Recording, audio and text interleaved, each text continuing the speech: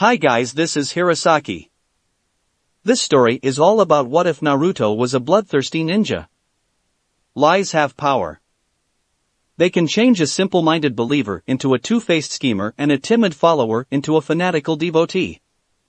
They can change a child angry at the world into a man consumed by more than vengeance. But that power is a lie as well. Welcome aboard! Chapter 1, People Lie, 1. People lie. Everyone in the class turned to look as the door slid open. Even Shikamaru, who had gotten pretty good at impromptu naps over the past several years, hadn't had time to fade out for his morning me time. Naruto Uzumaki walked in, almost an hour late. Naruto. You're. Irika trailed off. Late, he finished lamely. Naruto paused on the way to his desk, visibly struggling for a moment before offering up a weak smile and an insincere sorry. He looked like hell. Leaves in his hair, dark circles under his eyes, dirt on his clothes, and dried blood here and there. He sat in his seat with none of his usual energy and propped his head up in his hands. It was far from the first time he'd ever been late to class. There had been days where he'd never shown up at all. But it was the first time he'd shown up to class looking like someone had systematically beaten the crap out of him. Usually he was, if not stylish, at least clean and well-groomed. No one could ever really be considered stylish wearing outlandish orange pants and a white t-shirt, often with an orange jacket thrown over it. Ah, I assume you have a good reason for being late? Irika hazarded. Naruto was great at making up unusual excuses, usually just to get a laugh from the class and a thrown bit of chalk from Irika or Mizuki. Today, whatever Naruto said had happened, Irika was prepared to believe him. Naruto seemed slightly taken aback by the question, like it hadn't occurred to him. "Huh?" he said cleverly. Irika walked closer, real concern creeping into his voice. "Naruto? Are you all right? I asked if you had a good reason for being late." Naruto considered it quietly, his eyes wandering away from Irika's like he felt guilty about something. Finally, he sighed. No, I don't have a good reason." Irika wasn't sure, but it sounded like that depressed him.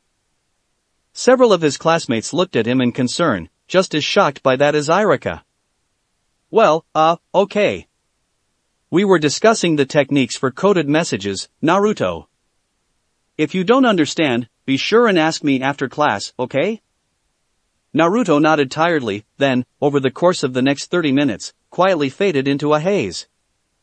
Days passed, as they usually do. Today was a Tuesday, which meant a lecture day. 2 hours of lectures in the morning, 2 hours of ninja equipment, lunch, then another 3 hours of lecture, followed by an hour of stealth. Hinata didn't like Tuesdays. Tuesdays were kind of sad, because Naruto didn't seem to do very good on Tuesdays, or really, any lecture day. All that energy, all that drive that he showed in everything else he did, just disappeared. Sometimes there'd be little flashes, funny comments Naruto would make. But they were rare. Getting rarer. Since the day he'd shown up late, looking tired and injured, Naruto hadn't been himself. He didn't joke like he used to, didn't play pranks like he used to, and after school, every time Hinata had followed him, he'd gone out to a training ground and beaten himself senseless against the target poles. Naruto trained pretty often, but never like that. Today, he hadn't even laughed with the rest of the class when Kamiko got her wires tangled and her kunai toss pulled a snarl of wire and kunai halfway across the hall. Though, he had at least looked pretty alert when it came to his turn, and Hinata secretly cheered when he'd managed to wrap the wire attached to the handle of his kunai around the wooden beam and thunked it securely into the target on just the third try. He hadn't eaten lunch, apparently because he didn't have any, and Hinata was tempted to offer him some of hers, but he'd sat off by himself like he didn't want to talk to anyone and she'd been afraid to approach him. And now he was asleep. And Irika, who'd been pretty considerate about Naruto for the most part, had lost patience in the middle of his lecture on the uses of chakra-absorbing ink. So, he threw an eraser at him, bouncing it with the accuracy of long practice off the boy's head. Naruto, who had been well and truly asleep, jerked awake with a snort, much to the laughter of the class. Ha! Was it? So glad you could join us, Naruto, Iruka said irritatedly. I asked you a question. Naruto blinked sleepily and rubbed his eyes, looking around. Sorry, I didn't hear it.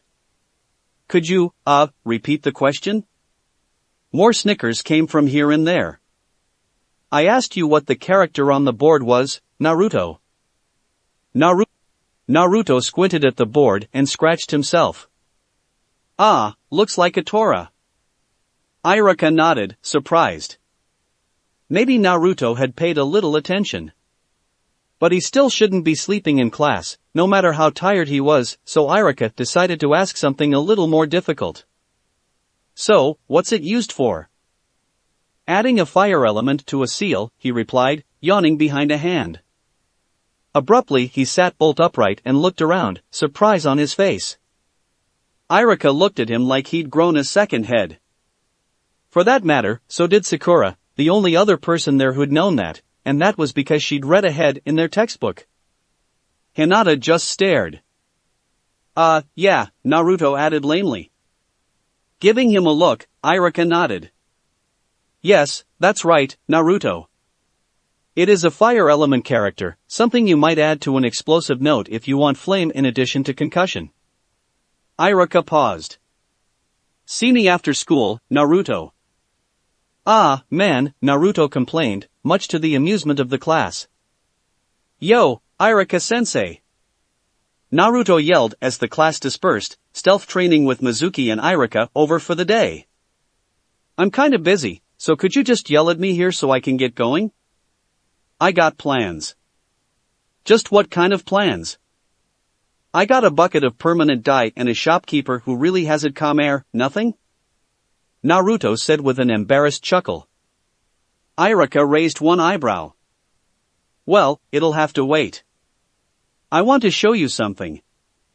Ah, man, school is over, Iruka-sensei. I haven't done anything to deserve detention. He paused. Today. Just come with me, Naruto. They went back into the school, to the small office Iruka shared with Mizuki and another Chunin instructor. Unlocking a drawer with a small key, Iruka pulled out a thick notebook, his grade notebook, then gave Naruto a warning look when he saw the boy's eyes widen. This isn't where I usually keep it, and even if you do manage to find it, if you touch it, I will personally break both of your arms. I'm shocked. Simply shocked that you don't trust me, Iruka-sensei. I would never dream of cheating. Naruto proclaimed, all wounded dignity. Dignity. I'm serious, Naruto, I will break your arms in 3 places and cover you in itching powder. I'll be good, he replied meekly. I really only thought that Kiba needed to be held back a year, anyway. Iruka's stern expression relaxed.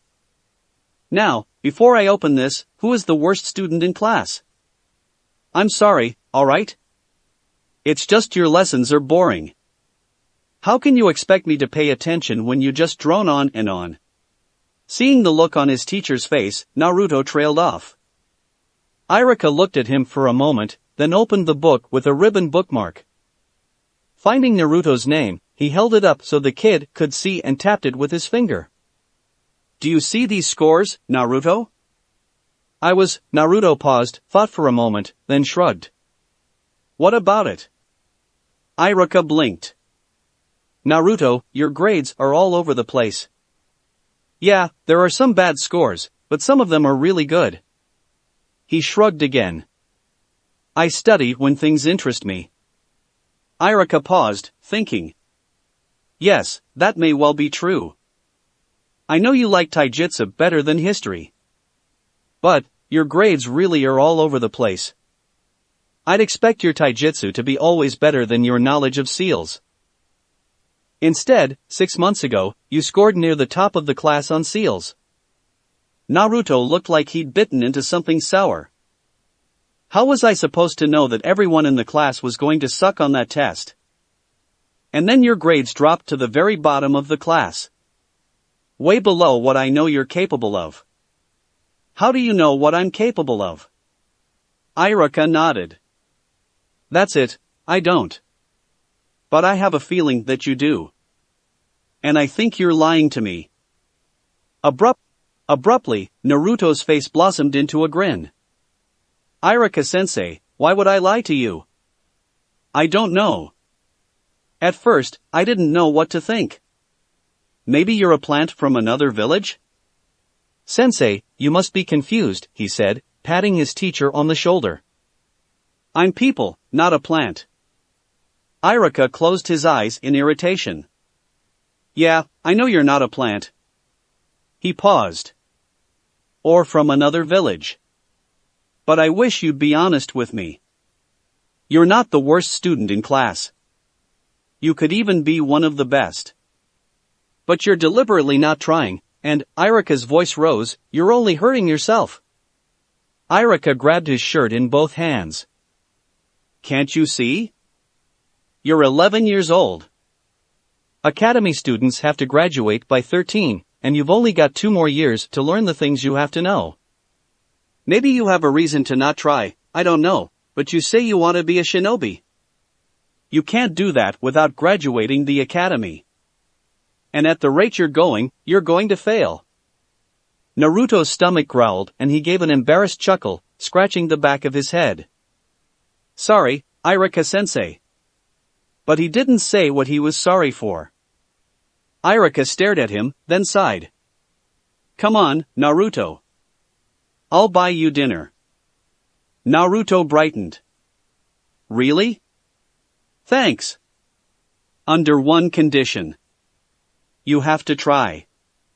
Then, for one moment, Iruka swore he saw the real Naruto, looking cold and serious. I am trying, Iruka-sensei. I get it wrong sometimes, but I am trying. Once, when Naruto was younger, he made a mistake. He trusted someone. That someone was talking to a pretty little pink-haired girl that Naruto wanted to be friends with. So, Naruto had talked to the both for a while. Then the girl's mother had shown up and taken her home. Disappointed, the man had talked to Naruto for a while. Then he'd taken Naruto home. It was that night before an ANBU realized he was missing.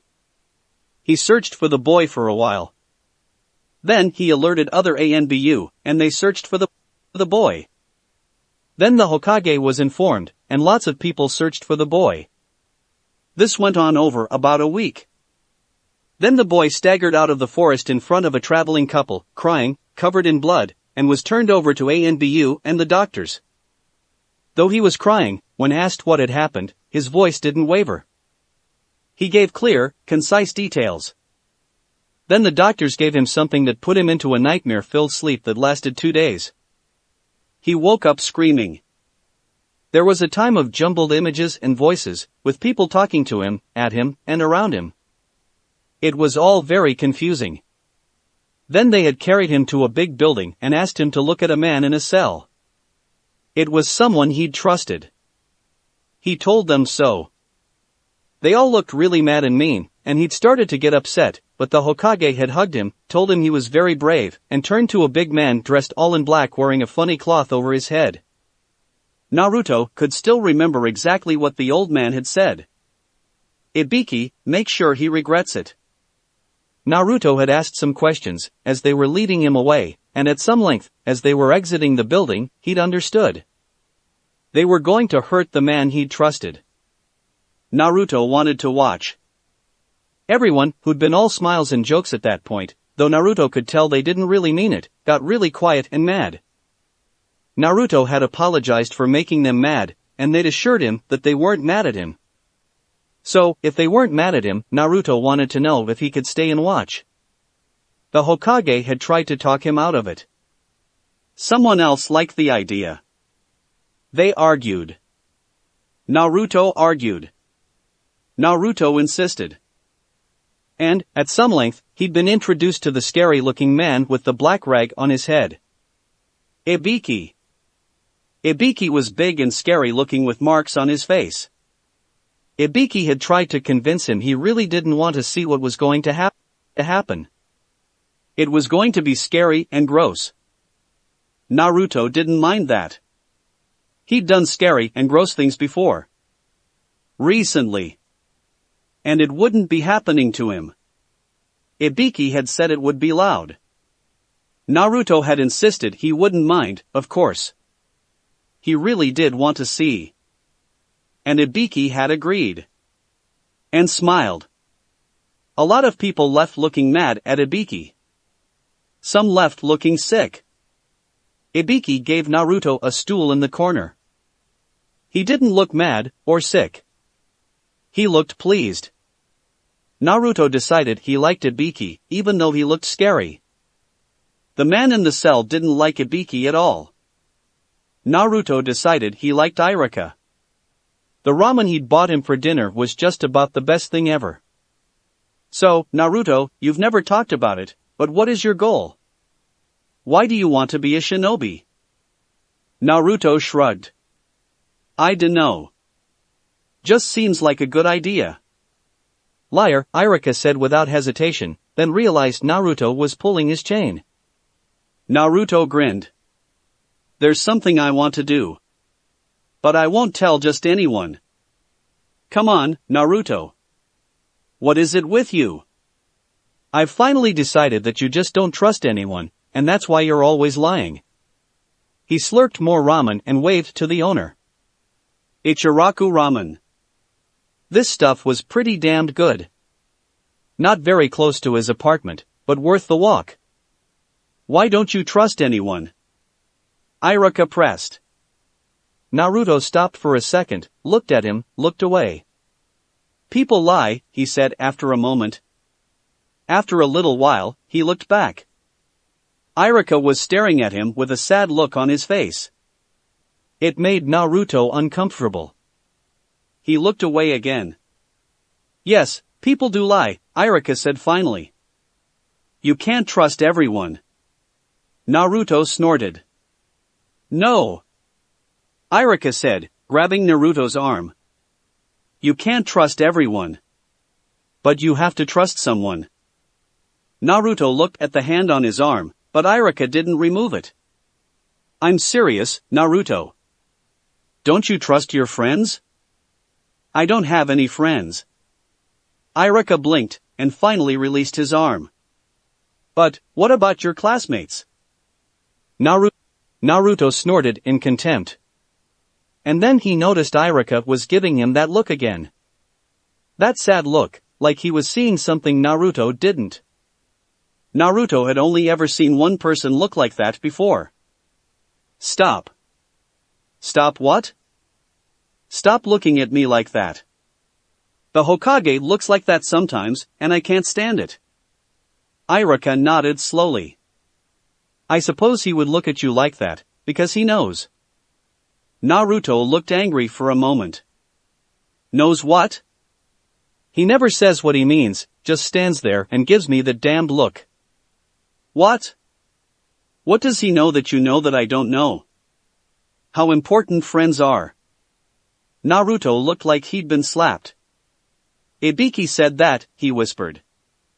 Then he got up, politely thanked Irika and the old man behind the counter for the meal, and got the hell out of there. When Naruto first met Ibiki, they spent the whole day together. Naruto asked questions, Ibiki provided answers, and the man in the cell got very nervous. Then Ibiki did a few things, and the man screamed for a while. Ibiki watched Naruto more than he paid attention to the man. Naruto's attention was on everything. When Naruto's stomach growled, Ibiki took him out to a nearby restaurant and bought him dinner. They both ate well, and the waitress praised Naruto's appetite, told him he was cute but too serious and asked some questions. Naruto answered at first, but then Ibiki told him he shouldn't tell people some things, that he liked this restaurant, and the waitress would be scared by what had been done to the man. Naruto paused, thought about it for a bit, then asked what she would think about what had been done to him. Ibiki told him that if she knew that, she'd cry and probably not sleep well. Naruto agreed that he didn't want to make her cry, since she was so nice, and he wouldn't tell her. Ibiki told him that was the right thing to do, that it was usually best not to tell people anything more than they needed to know, and asked if he was tired of watching. Naruto shook his head. So, They went back to the building with the cell with the man in it. Around midnight, Ibiki draped his coat around Naruto and carried him to a couch in his office. The man in the cell didn't get any sleep that night. Naruto had the best night's sleep ever. For nearly a month, Naruto didn't sleep much. At first, he tried, laying down, prepared to sleep, then tossing and turning for a few hours before giving up and reading scrolls and books for most of the night.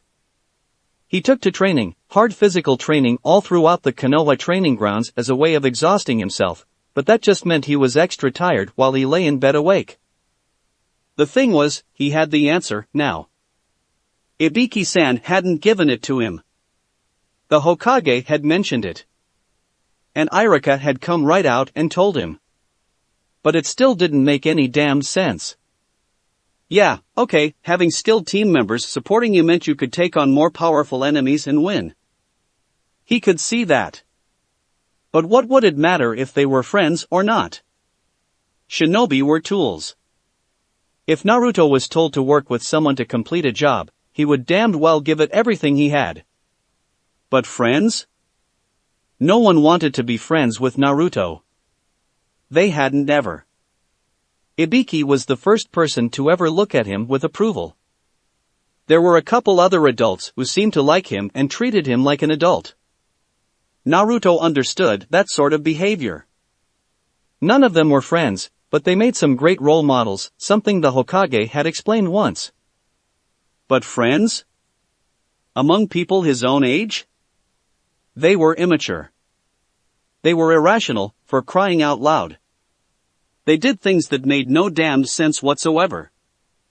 Most of the girls in class fawned over that Uchiha, when he clearly did not like them, and made complete fools of themselves. Most of the boys either spent their time in pointless pissing contests, or absorbed in weird little obsessions of their own.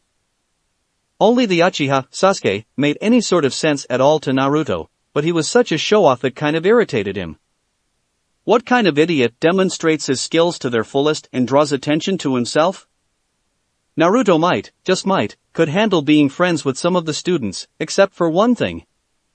They made lousy friends. He'd overheard girls spreading lies and rumors about their supposed friends behind their backs. The boys would follow some obscure schedule of their own, best friends one day, bitter enemies the next. Who in the hell would want people like that at his back? Yet, people he respected told him it was important. So, it probably was. He just didn't understand it. None of the books he'd read on it had yielded anything useful. Apparently, this was yet another thing he couldn't learn by himself by reading about it. What a pain in the ass. After some thought, and being sorely tempted to go ask Ibiki, though afraid of what the man might say after the disastrous confrontation last time, he concluded that he didn't understand people yet. He knew how to tell when they lied, he knew how to read the signals they gave off when in distress, and how to predict their actions, but, going over his lessons in his head, he concluded that nothing applied, because now he was trying to deal with people in their everyday lives. So, if he had the answer and it didn't make any sense, he clearly needed to learn more about the problem. He needed to gather intel. Irika pinched the bridge of his nose, trying to fend off the onrushing headache as he stared at the embarrassed-looking boy giving him a pleading look. The irate-looking Chunin Kunoichi holding a kunai gave him an expectant one. So, you're the one who gave him the homework assignment of watching me bathe? She asked, clearly skeptical, but also clearly willing to gut the party responsible, as soon as she figured out who it was. Pinching his nose wasn't working. Irika sighed. Naruto hadn't been the same since their little chat over ramen, though his grades had improved, marginally, and he'd started clowning around in class again, but Irika, who watched him a lot more closely now, could tell his heart wasn't in it. And now this. At least the kid was showing some initiative, albeit of the perverted kind. Irika had to admit, he had good taste. The kunoichi was stacked. Come on, all you have to admit is that you never gave him any such assignment and I can get on with carving him into cutlets. Ah, well, time to save the kid's hide. No, it wasn't my idea for Naruto to watch you bathe. The kunoichi smirked and turned towards Naruto, who, Irika was somewhat alarmed to note, had murder in his eyes for an instant. But no matter. The assignment was to practice following a ninja throughout their daily routine. Irika continued smoothly, not giving either a chance to interrupt. He was supposed to pick a fresh genin, someone with a non-combat specialty, someone that a student like him would have a good chance of observing without being seen. Not a chunin. For a moment, the chunin looked crestfallen, then turned back to Irika in anger. Irika held up his hands placatingly, noticing as he did so the look of relief, and something else on Naruto's face. I suppose I should have been more specific about who he followed and allowing private time. I'll make a male-to-male rule next time. I'm training shinobi, not peepers, I swear. She glared at him. Well, you can't prove it by me. The little bastard is lucky I didn't just kill him first and ask questions later. Naruto. Irika began. I wasn't trying to see her naked, I just wanted to catch any conversations she had in the bathhouse. People talk to each other all the time, and I didn't want to miss anything. But why did you pick a chunin of all people? This, Irika was genuinely curious about. 'Cause I thought I could. Ah. Apparently, he did have some pride in his skills, for all that he carefully avoided seeming competent in class. Irika gave an embarrassed chuckle of his own to the woman. I'm really sorry, Naruto is one of my best students and I've encouraged him to challenge himself, but I had no idea he would do something like this. The chunin shook her head for a moment, then shrugged. Well, okay, brat, you're off the hook for now. But if you perv on me again, I'm gonna cut your balls off, okay? Seeing Naruto's frantic nod, she laughed quietly, then leaned in close to Irika. The really embarrassing thing is, I almost didn't catch him. You're going to need to keep an eye on this one. Dumbfounded, Irika managed to murmur something appropriate, and the young woman left, putting a distinct sway to her walk. He and Naruto watched in surprise. Finally, Naruto turned to him. Irika raised an eyebrow.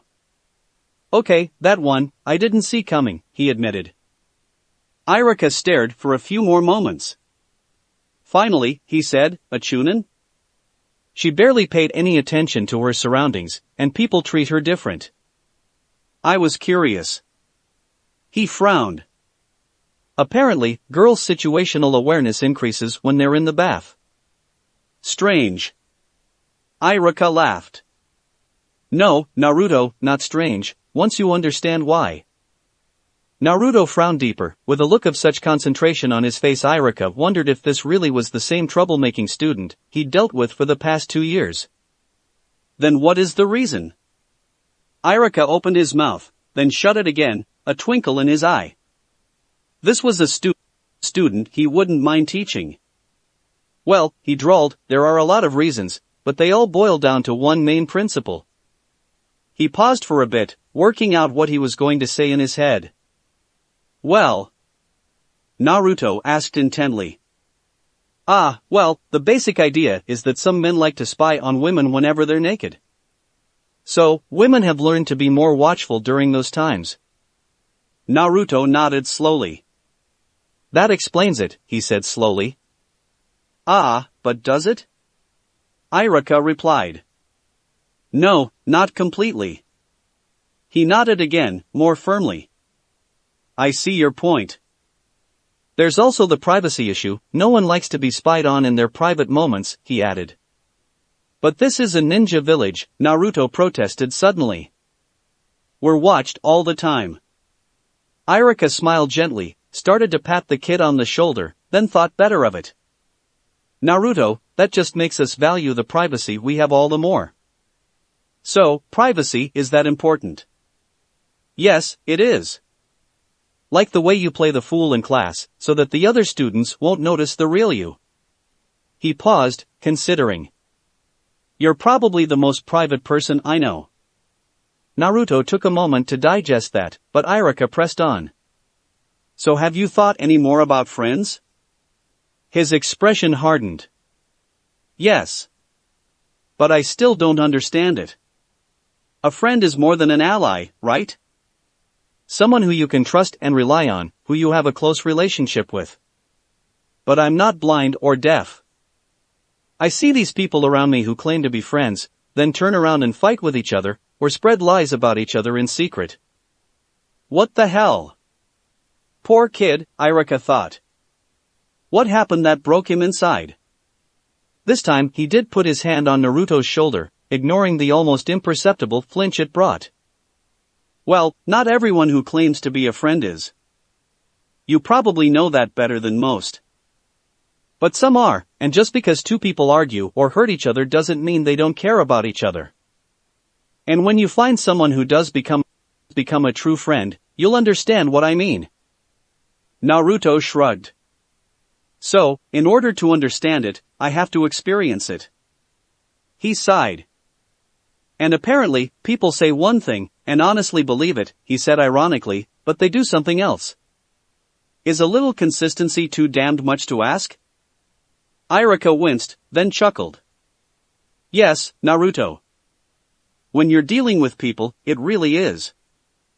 Another 2 weeks passed. Naruto's class performance remained the same, getting quite a bit of frustration out of Irika. He spoke with him several times after school, and Naruto had dropped all pretense of not being smart as hell around Irika, but when he was in class, it was snores, goofy comments, and pranking that seemed mischievous to everyone but Irika, who was really beginning to understand just how afraid of people Naruto was. He brought it up to Mizuki, his fellow teacher for the group. At first Mizuki didn't want to believe him, but a quiet word with Naruto about some one-on-one advanced techniques had tempted the boy into a secret late-night class with he and Mizuki. After seeing Naruto unleash some of his best on Irika, Mizuki had to admit that his reputation was a complete fake, though he scoffed at the notion that Naruto was still holding back. And he still didn't offer any useful advice on how to get Naruto to try in class. So, one day, he decided to take it up the chain. All the way to the top. Naruto had mentioned talking to the Hokage before, which didn't really surprise Irika. He'd never lived in any other village, but he'd heard stories, and he understood just how incredible it was that the Sandaime seemed to take a deep and personal interest in every person in the village. Keeping a closer eye on Naruto, given the boy's secrets and hidden abilities, was something he would do. So, he made an appointment. It only took 2 days before he found himself in the Hokage's office exchanging brief pleasantries. So, I understand that you have some concerns about Naruto Uzumaki, the Hokage said after the preamble. I know he has quite the reputation as the trickster, is he making trouble again? Irika shook his head. I'm not here to complain about Naruto, Hokage-sama.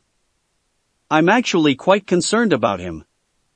He's very bright, and, despite his grades, seems to be well ahead of most of the rest of the class. I actually don't know how smart he is, because he refuses to show it, though he doesn't fake being stupid with me anymore. I know he could be one of the best students in the class if he'd just try, but no matter what I say, he won't. Irika took a moment to calm himself down, his voice was rising, and he did not want to shout at the Hokage, no matter how frustrated he was. Sarutobi nodded, tapping his fingers thoughtfully. I see. It's encouraging to meet a teacher who sees past the facade that Naruto has created, and who doesn't blame him for it. As I'm sure you know, there are plenty in the village who bear animosity towards the boy due to what he contains. Why do you think he puts up such a front? From things he's said and my own observations, I think he's holding back so that his classmates will underestimate him, and he's put an incredible amount of work into it. And it's working. I've asked a few of his classmates what they think of him, and the general opinion is that he's funny sometimes, but not very bright, and he'll never amount to much. Just from one real conversation with him, I can tell that he's serious to a fault and smarter than most, if not all, of his classmates. Just maintaining his attitude of a clown would take a focus very few people could ever keep up for that length of time. Irika shrugged helplessly. It would be a very valuable skill if he used it against an enemy village, but these are his peers. These are the people who should be his friends, yet he treats them like an enemy he's preparing to fight. The Hokage nodded. Yes, that's it, exactly. Though, from what I have seen of Naruto myself, I would say fight is too soft a word. Naruto is preparing himself to destroy all his enemies. Irika paled. But, does that mean that the Kyuubi? Sarutobi shook his head swiftly. No, you can rest assured on that. The seal holds fine, and the beast sleeps within him. No, what we're dealing with here is a demon of our own making. His eyes looked sad. But, I don't understand, Hokage-sama, Irika protested. I can see that someone must have hurt him in the past. You don't get like that with a healthy childhood, but to call him a demon dash. He waved a hand placatingly. True, Irika, the boy is not a demon. Naruto is actually very moral, and cares about other people more than he realizes, I think. But, due to a mistake on our part when he was young, he was hurt, and hurt badly. And, he continued, his voice heavy with regret, due to my own guilt I may have compounded the issue by allowing something against my better judgment. Hokage-sama, Irika replied, then trailed off. The Hokage shook his head. No, this is not my story to tell. In a way, I gave up that right. But there is a reason Naruto only trusts a few people. Surprise and relief flitted across Irika's face. So, he does trust someone? That's a huge relief, because the main reason I came here was because he doesn't seem to have any friends. Actually, it'd be truer to say that he doesn't understand what it means to have a friend. He's asked several questions about that, and once mentioned something you had told him. Yes, Naruto doesn't have much of a knack for making friends. He doesn't let himself trust easily, but, fortunately, he does have his supporters in the village. Not many people know this, but there are a number of ANBU who are quite fond of the boy. Irika's eyebrows raised. Boo? But why? He was rewarded by a piercing look from the old man. Yes, I'd intended to tell you, since you do have Naruto's best interests at heart. You're a good man, Irika. One of Konoha's finest. His ears tinged pink at the compliment. After the trauma that happened to him when he was 6, Naruto ended up spending some time at ANBU headquarters by his own insistence. I didn't have the heart to tell him no, though I should have. While he was there. Well, I'll let Marino Ibiki tell the rest. He's the closest thing to a father Naruto has. Irika's flush of pleasure turned white. Marino Ibiki. Hardly the most well-known ninja in Konoha. But, among the shinobi, he was known, more so than almost any other ANBU. He was feared, and justly so, for being the most brutally effective interrogator and torturer in the country of fire. And Naruto saw him as a father? Marino Ibiki? Irika squeaked. How in the F-? Not just Ibiki, but several current and former ANBU are as close to being friends with Naruto as it is possible for them. In a way, you could think of them as fond older cousins he doesn't see very often. Irika's mind reeled in shock. But Hibiki? How? Why? Sarutobi grimaced. Call it a weakness on an old man's part, to not deny a very brave young man the only thing he insisted he wanted, despite it being harmful to him. Hibiki is very fond of him, and takes his duties as role model very seriously. Though, I happen to know that neither has spoken to the other for nearly 2 months for much the same reason you are here, Irika. Naruto doesn't understand friends, not just because he's never had one, but because he's never been one. And though Ibiki has little patience for people who do not value their friends, he's not a very good source of advice on friendship for a young boy.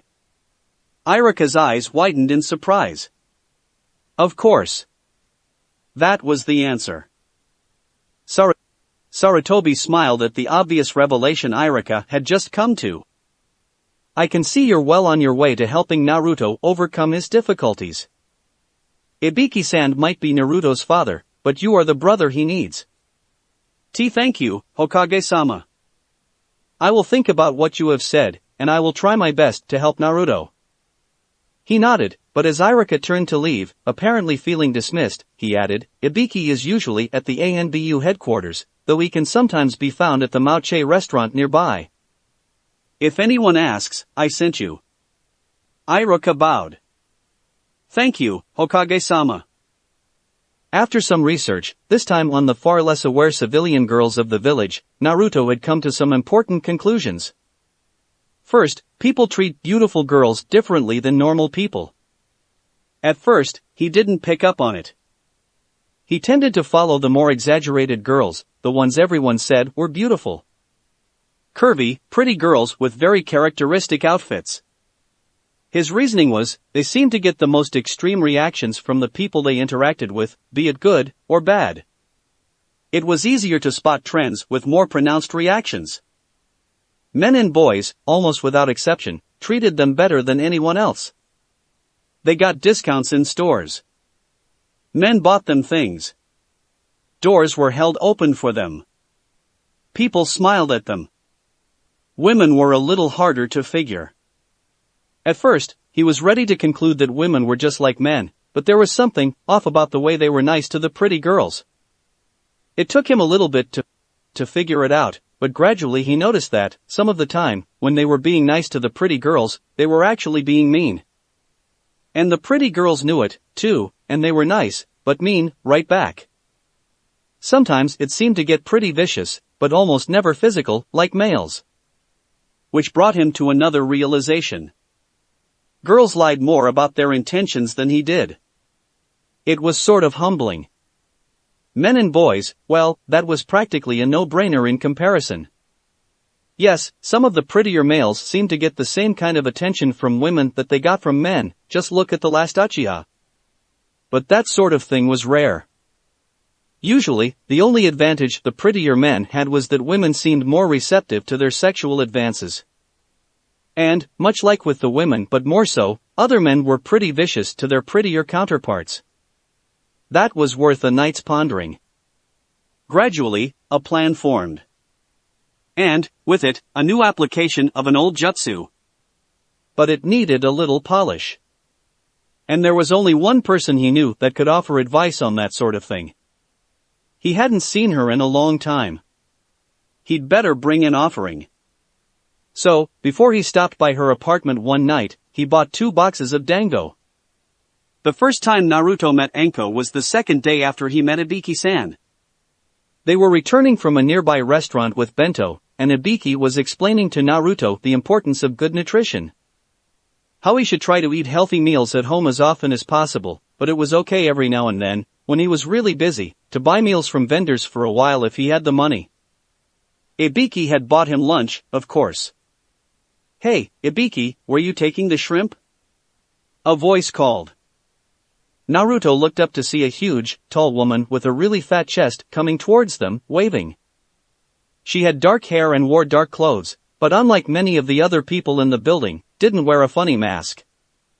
"Hi, Anko," Ibiki replied, just as Naruto interrupted.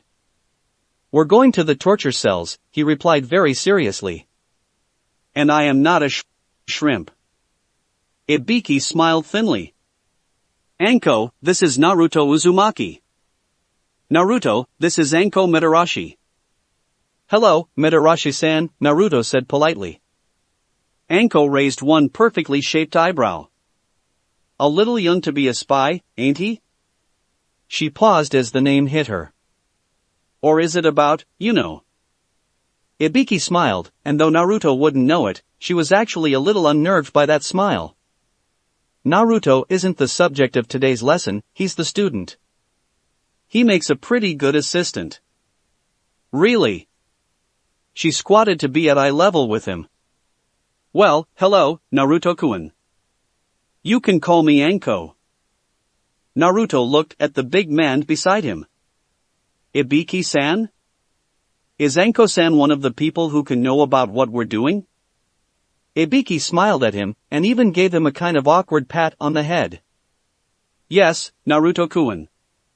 Anko would understand. Do you want to tell her?" Naruto nodded and turned back to the woman. "We're hurting the man who hurt me. Hokage-sama said to make him really regret it." "I think he regrets it, but I don't think he really regrets it yet, so we have some more work to do." He sounded oddly pleased. Anko looked a little nonplussed. "And the sacks?" "Ibiki-san bought me a bento," Naruto proclaimed. Naruto is a growing boy, he needs his nutrition, Ibiki answered to Anko's silent question. And we decided to make it a working lunch. At first, Anko looked at the boy with pity. For the man to have been turned over to Ibiki's tender mercies, his crimes must have been horrible indeed. But Naruto looked back at her with a cool, serious look terribly out of place on his young face, and Anko realized she was fighting a smile. So, she didn't fight it, and gave the kid one of her best feral grins. He didn't look intimidated. He smiled back the way kids will. She looked up at Ibiki. I think I like this kid. Ibiki inclined his head, wordlessly agreeing. Do you think I could? She asked. He shrugged. Naruto? Would you mind if Anko came along? Naruto looked at her inscrutably. You really want to come along? Ibiki-san warned that it gets kind of gross. It's okay, she assured him. I like gross. Well, okay. I guess I could share my bento. Anko patted him on the head. Thank you, Naruto-kun, but I'll go get my own lunch. Tell me, do you like dango? Chapter 2, People Lie, 2. Anko-nichan. Naruto called as he approached the dango shop. He'd already been to the ANBU building and her apartment, and had bought dango at one of her favorite shops, but, sure enough, when he finally found her, she was at yet another dango vendor. Anko looked up, chewing on a bear stick. Hey, Naruto-kun. I was beginning to think you were avoiding me. Not big sister Anko. Naruto replied, using his outgoing public persona. I even brought you a present. He added, holding up the 2 paper boxes with their sticks of dango inside. Anko brightened. Hey, Kobayashi's. I've been meaning to go by there. Sorry, no severed heads or blood of the innocent today, Naruto said. Ah, you always know just what to get me. Thanks, Naruto-kun. Now what do you want? Talk? Private? Anko gave him a measuring look and he gave her the boxes of dango. Anko definitely felt she got the better end of the deal. All right. Roof of my place, or inside? His eyes narrowed, and for a moment his serious self peeked through. Inside, he said. Anko's apartment was just like Naruto's own, except it had feminine clothing strewn here and there and looked like she hadn't picked up after herself in a week. He ignored it. He'd acquired a trait of keeping an almost obsessively neat home from Ibiki, but Anko was special in a lot of ways. Alright, what you got? She asked without preamble, sliding one of the sweet treats off the stick with her tongue. After a moment's hesitation, she offered Naruto one of the sticks, but he shook his head. I've been studying personal interactions and how people relate to each other, he began. Anko wrinkled her brow. Which means? I've been following people, mostly women, around for the past 2 weeks learning how they act. A mad grin spread across her face, one that had nothing to do with the tasty dango rolling around on her tongue. She swallowed. Ah, has little Naruto-kun finally discovered girls? She said in a cutesy voice. She faked shock. Don't tell me, you want to have, she gasped theatrically, sex. And you need me to tell you how to do it? Ah, Naruto-kun, I'm honored. Of course, big sister Anko will tell you all you need to know. Naruto looked at her seriously. I already know about sex. She dropped the act with a moue of disappointment. Yeah, you would, but only one aspect, so remember that. She paused. And damn, you are hard to tease. Naruto ignored her complaint. For a long time now, I've had a problem with people. Everyone seems to know who I am, and they whisper in point and are usually pretty unfriendly.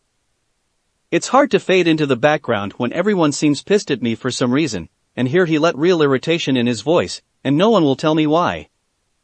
Anko nodded. She knew it probably had to do with the 9 tails, but the Hokage's injunction stood. And it was a pretty serious one she'd obey despite firmly believing that not only did Naruto have a right to know, he would probably handle it well. Since I couldn't blend in, the only option was misdirection, so I made myself really visible, but easily dismissed. I learned the henge some time ago, and I can see applications for it, but until recently I haven't put time into learning to use it effectively. I've come up with this. He formed a seal. Henge. Naruto was transformed in an instant, from the short, blonde boy in orange, to a slightly taller, rather mousy-looking girl with brown hair and a combination of the armored mesh fishnet and deep blue pants and vest. Anko gave him a puzzled look. From what I've seen, plain-looking girls are the most inconspicuous type of person. Guys rarely compete with girls in strength, and the more attractive women don't consider them a threat, either, Naruto explained. Anko leaned forward and poked Naruto's new form sharply in the shoulder with her now bare stick. The henge disappeared with a poof. Naruto, it sucks, Anko said bluntly. Okay, he replied calmly. Why, and how should I fix it? She wandered away into her apartment, only to return a few moments later with a cup of water, which she drained in a thoughtful sort of manner. Naruto watched patiently. Well, she began. I could tell it sucked when I first saw it. Your henge is okay, but it's easy to see through. It won't stand up to touch. But really, it's your look that's the problem. You're too plain. No one is that, medium. Naruto frowned. One girl was. It was why he'd picked her as his base look. Anko patted him on the head. Look, you're going about this all wrong. You're just not a guy meant to blend in. Becoming a girl isn't a bad idea, I suppose, if you get the mannerisms right, since most people do hinge into the same sex, that'll help obscure your real identity even if someone does see through it. But you're just a stand-out sort of person. Misdirection. Visible, yet dismissed for all the wrong reasons, right?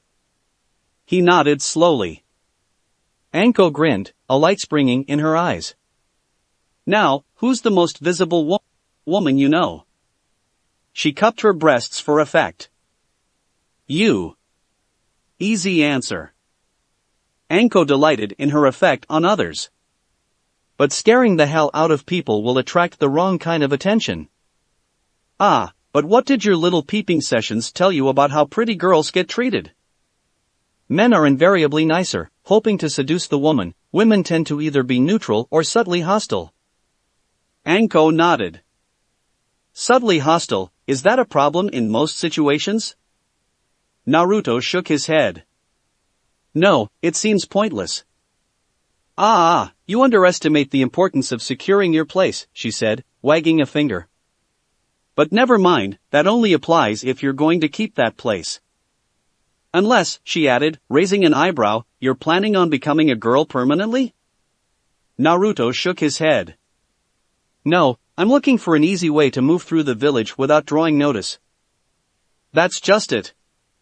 She exclaimed. Draw attention. Be sexy. Make the girls jealous and the guys drool. Any decent ninja will be suspicious if you suddenly start coming onto them, but so long as they think it's their idea, they're a lot easier to manipulate. And the girls? Faye. Most will be more jealous than suspicious, and their snide little insults don't mean anything. Naruto's eyes unfocused as he thought seriously, then he formed seals. Henge. This time, Naruto looked a lot like the busty Chunin who'd caught him peeping and threatened to cut his balls off. He looked at Anko expectantly. She considered him for a moment.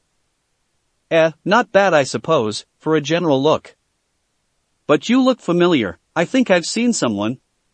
She trailed off as he nodded. She shook her head. Don't look like anyone else unless you're impersonating them specifically. Causes too many potential problems. Make it a bit shorter, add some hip. Change the hair color. She considered. Leave the tits alone, those are some first-class hooters. Naruto dispelled the henge, then tried again. This time, there was something off. Anko winced. Okay, you need to practice that. I see why you picked someone you'd seen before. She tapped her lip thoughtfully. In fact, I think I have something better. She headed for her bedroom, and Naruto could hear rustling around in there. I've been forbidden on pain of boring-ass missions from teaching you my jutsu, but this one ain't mine. Naruto watched with anticipation as she emerged, holding a dusty scroll case. She handed it to him. This is a scroll for Henso no Jutsu, an ANBU infiltration technique. Henge is just a minor genjutsu, but Henso is a ninjutsu, harder to see through, since instead of using chakra to change how someone sees you, you change yourself to look a different way. You'll burn more chakra that way, but if you focus hard enough and use enough chakra, you can keep it from being dispelled. Naruto's eyes lit up. Finally, something beyond academy-level techniques. This would take some study to master, and he was excited by the prospect. What are its limitations? Anko laughed at his excitement. While it may feel pretty easy to maintain at first, you burn chakra pretty fast when you use it, so don't get stuck in a situation where you have to use it for a long time and then have to fight. Enemies love it when you try to fight with no chakra. What about maintaining it while unconscious or asleep? She gave him an appraising look. Why, planning on sleeping with someone? He didn't rise to the bait. No, but I can't predict every situation I'll end up in. One day I may have to sleep with a target to kill him at his most vulnerable time. And if getting knocked out while transformed dispels the jutsu, it'll be harder to maintain cover in a fight. Anko shrugged, reminding herself that he was very, very hard to tease, and for a moment wondering why she put up with him. But then, most kids his age were inexperienced and insecure in all sorts of ways. Naruto was almost exactly like that damn Ibiki. Cold. Very cold. The first time Anko had killed, she'd been hot. Pumped on battle. Naruto had not only made his first kill 3 years younger than she had, he'd done it almost clinically, with only a faint hint of satisfaction to show that he did feel something. Well, that's a part of its weakness, really, she clarified. If you keep putting chakra into it, it'll stay activated. And part of training is learning to keep putting chakra into it while you sleep. But while you sleep, or go unconscious, you'll just keep draining your chakra. And chakra exhaustion can kill you. So while it's great for infiltration, it's a really good idea to drop it before you get into a fight. Naruto nodded. Go for it. And let me have a look at you when you get it figured out. Bowing low, Naruto thanked her and headed for home. Something new to learn, on a nice, easy-to-understand scroll. No more experience, this was actual instructions written down. Oh, thank you Anko-san. Ibiki wasn't the most fatherly of people, Irika learned, but that didn't stop him from taking a certain amount of pride in the accomplishments of his accidental student. In fact, the story Ibiki told him brought a certain smile to the scarred man's lips, and a look of horror to Irika. He heard how a violent, failed genin had played on Naruto's naivety and spent 3 days using Naruto as his personal, breakable toy, before nearly killing him and burying him in the woods in a shallow grave. But Naruto had been exceptional for a small child, and had not only managed to survive, he dug his way to freedom despite terrible wounds and found help. He spent several days in the hospital before the doctor allowed him to be interviewed. Despite his traumatic experience, he'd been calm and helpful, easily identifying the man. And when the Hokage had passed the worst judgment down possible, Naruto had wanted to be there. Insisted. And somehow talked the Hokage into allowing him to be present for the man's death by torture. Ibiki's eyes softened as he recalled the young boy falling asleep that first night from exhaustion, despite the screams, and how he'd covered him with his thick black coat and let him sleep on a couch in ANBU headquarters. Irika nearly gagged, and not because it was sweet or precious.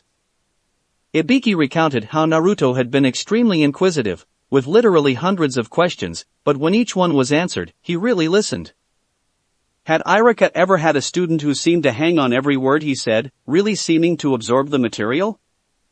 Yes. It was a wonderful feeling, and Ibiki found himself sharing more of his trade than he'd ever done before. Before he knew it, Naruto was known throughout ANBU for his bravery, resistance to trauma, and fortitude in facing down the man who'd hurt him.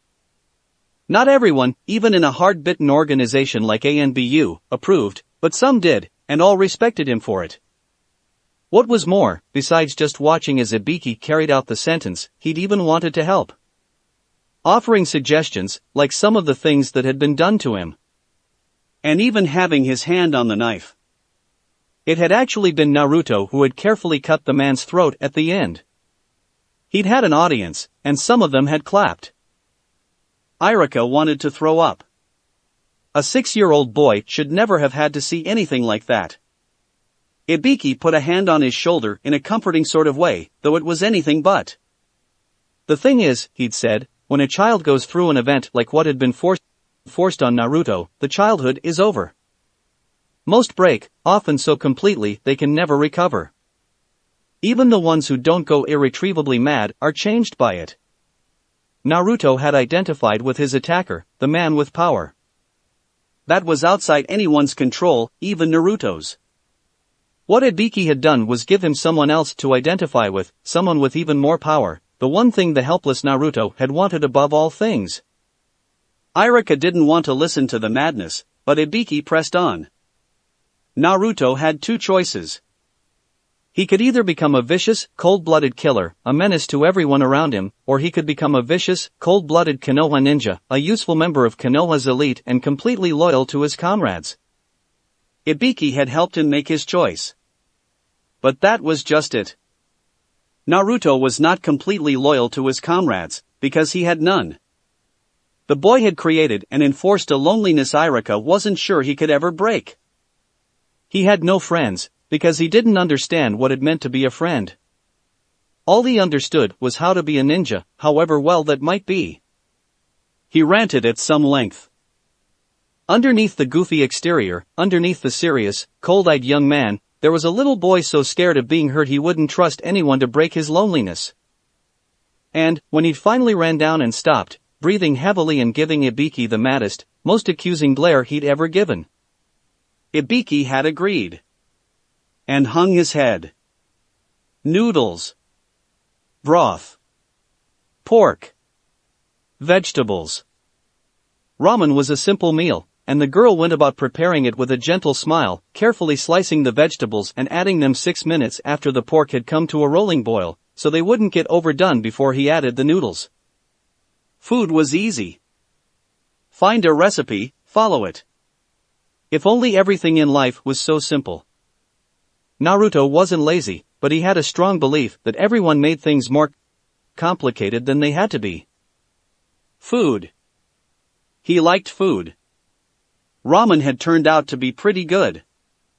Irika had treated him again, one day after school, and given him a new, very special homework assignment. Be a friend to someone. Not to worry about having a friend in return, but be a friend to someone. If nothing else, fake it really well. He hadn't been enthusiastic at first, but Irika had added something to that. I talked it over with Ibiki-san. He feels that this is a good way for you to understand this lesson we've been trying to teach you. Well, hell, that wasn't fair. Naruto had allowed himself one brief internal gripe, then nodded. And ate his ramen. Ikireku was pretty damned good. He'd even treated himself to a ramen tour of Konoha, kind of like Anko's Dango tours, and he had to admit, Ikireku was the best. He'd told the old man, too, and he seemed to appreciate it. Statement of fact, compliment, acceptance, genial relations. Why couldn't he just be a friend to an adult? They were so much easier to deal with. But no. Irika insisted that it had to be a classmate. Gah. So far, it hadn't worked out too well. He apparently hadn't thought out all the ramifications of his cunning plan to disguise himself as an idiot for his classmates. None of them seemed to take him seriously now, and his, admittedly awkward, attempts to improve relations hadn't worked out so well. The Uchiha fangirl Sakura thought he was hitting on her. Choji had just given him a puzzled look and not said anything, and Kiba had said something about not wanting the scent of loser rubbing off on him. Note to self, the weakness of long-term plans is that situations change. Of course, he could always fail this little extracurricular assignment. Certainly, the Uchiha boy didn't seem to suffer from his lack of friends. But that would be too much like giving up. Naruto hadn't found anything he couldn't do, and this wasn't going to be the first. At least the Henso no Jutsu training was working out pretty well.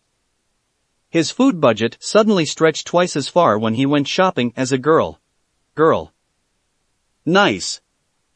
Of course, the week he spent with a constant headache from trying, again and again and again, to focus the jutsu correctly and manipulate his appearance to what he'd wanted had left him in a pretty grouchy mood. Aha. Perhaps that was part of why his attempts to make friends had failed. Finally, he'd gotten the jutsu down pretty well, but the concentration required to maintain it made it nearly worthless. Yeah, he could look however he wanted, but he found out pretty quick that staying that way and following a conversation were mutually exclusive things. One embarrassing incident at a market on the other side of Konoha left him with the thought that that particular form wasn't going to be a character he wanted to use again. Enhancing his own look, however, now that was a lot easier. So now, instead of a short, thin, blonde-haired boy in orange clothes making ramen, it was a 6-inch taller, curvy, cute young blonde girl in a blue yukata stirring in the noodles. His clothes were piled neatly beside his bed. The Henso no Jutsu relied on an additional henge to change clothes, as they weren't a part of the actual body. Reaction to her had ranged from gentle smiles and nearly patronizing conversations he supposed was meant to reassure him, to interested looks and in one case an outright sexual proposition. Even Anko had approved, and her only complaint, if anything, was that Naruto had the cute girl act down a little too well. Come on, kid, you're a boy. At least be a little awkward about this. Blushing, she had toed the ground slightly and held her hands behind her back. Do you mean, like this? She said in a hesitant, breathy voice. Oh, sexy. Anko narrowed her eyes. You keep acting like that, and you're practically begging for someone to come molest you. Naruto widened her eyes theatrically. Oh no. She gasped. But everyone has been so nice to me. Why, if someone were to accost me, I think I'd scream. Surely someone would save me. She sounded positively horrified at the thought. Abruptly, Naruto disappeared and Naruto stood there with a cold-eyed look. There was a kunai in his hand. But if not, I'm sure the authorities would admit to a girl's right to defend herself. Anko grinned. That's my Naruto. Naruto carefully served himself and sat down to think as she ate. Clearly, this was not something he was going to figure out in a day. Perhaps this random selection process wasn't what he needed. What he needed was the perfect candidate. He'd just have to keep hunting until he found one. The kunai sank 2 inches into the dense wood of the target log, and Naruto backflipped from the imagined attack, then drew one of his most recent acquisitions, a 14-inch Ikuchi-style wakizashi, from behind his back in a reverse grip and slashed across the log at head height for his imaginary enemy. Ikuchi-style blades didn't have a tsuba to guard the hand, instead having a smooth profile from the sheath to the hilt. Kunai were excellently designed throwing knives, but they weren't ideal for hand-to-hand, though many ninja used them exclusively. Naruto had discovered a book in the public library that offered a reasoned approach to blades, and he'd decided that a blade made for slashing attacks would suit him. The longer blade might also prove an equalizer due to his short reach, and the straighter profile would help should he decide to throw it. Accordingly, he'd bought 3, and had 2 slid under his shirt angled for a right-hand draw, and 1 angled for his left. He'd also managed to pick up a better quality set of kunai, and a stack of cheap shuriken. It was amazing what some money-saving tricks like shopping as a girl could do over the course of even just a few weeks. He'd had his eye on a roll of good wire, but it'd be another 2 months before he could afford that. Good ninja wire was hard to make, and cost appropriately. Fighting with his right on a dedicated knife meant he only had his left free for throwing, but practice was ironing out the kinks, and he was getting as good with his left as he'd been with his right. After an hour, he picked up his weapons and stretched hugely, then decided to go for a cool-down run. About 100 steps after he ran out of the training ground, however, his stomach rumbled. Suddenly, the cool-down run, which wasn't really for training, more for easing his muscles into rest, didn't seem like such a pressing matter. Without a single step of hesitation, he made a loop around a tree and took the more direct route back to the village. He ran with an easy lope, using the bare minimum of chakra required for a mild running pace. Amazingly, however, he spotted someone on the trail in front of him, also going back to Konoha. The training ground was the only thing out that way, so Naruto came to the obvious conclusion. "Hey," he called, using his friendly voice. "I'm done with the training ground, you can have it." The figure, he could see it was a girl about his age now, made a sound like eep and immediately ducked behind a bush. That was odd. Naruto stopped as he neared. "Hello? I was just saying I'm done with the training ground. Don't you want to use it?" he called. A head popped up from behind the bush, short, dark hair framing a red-tinged face. Weird, nearly white, pupilless eyes. "Ah, thank you, no," she stammered. "Hinata Hyuga? You don't want the training ground? Why are you out here then?"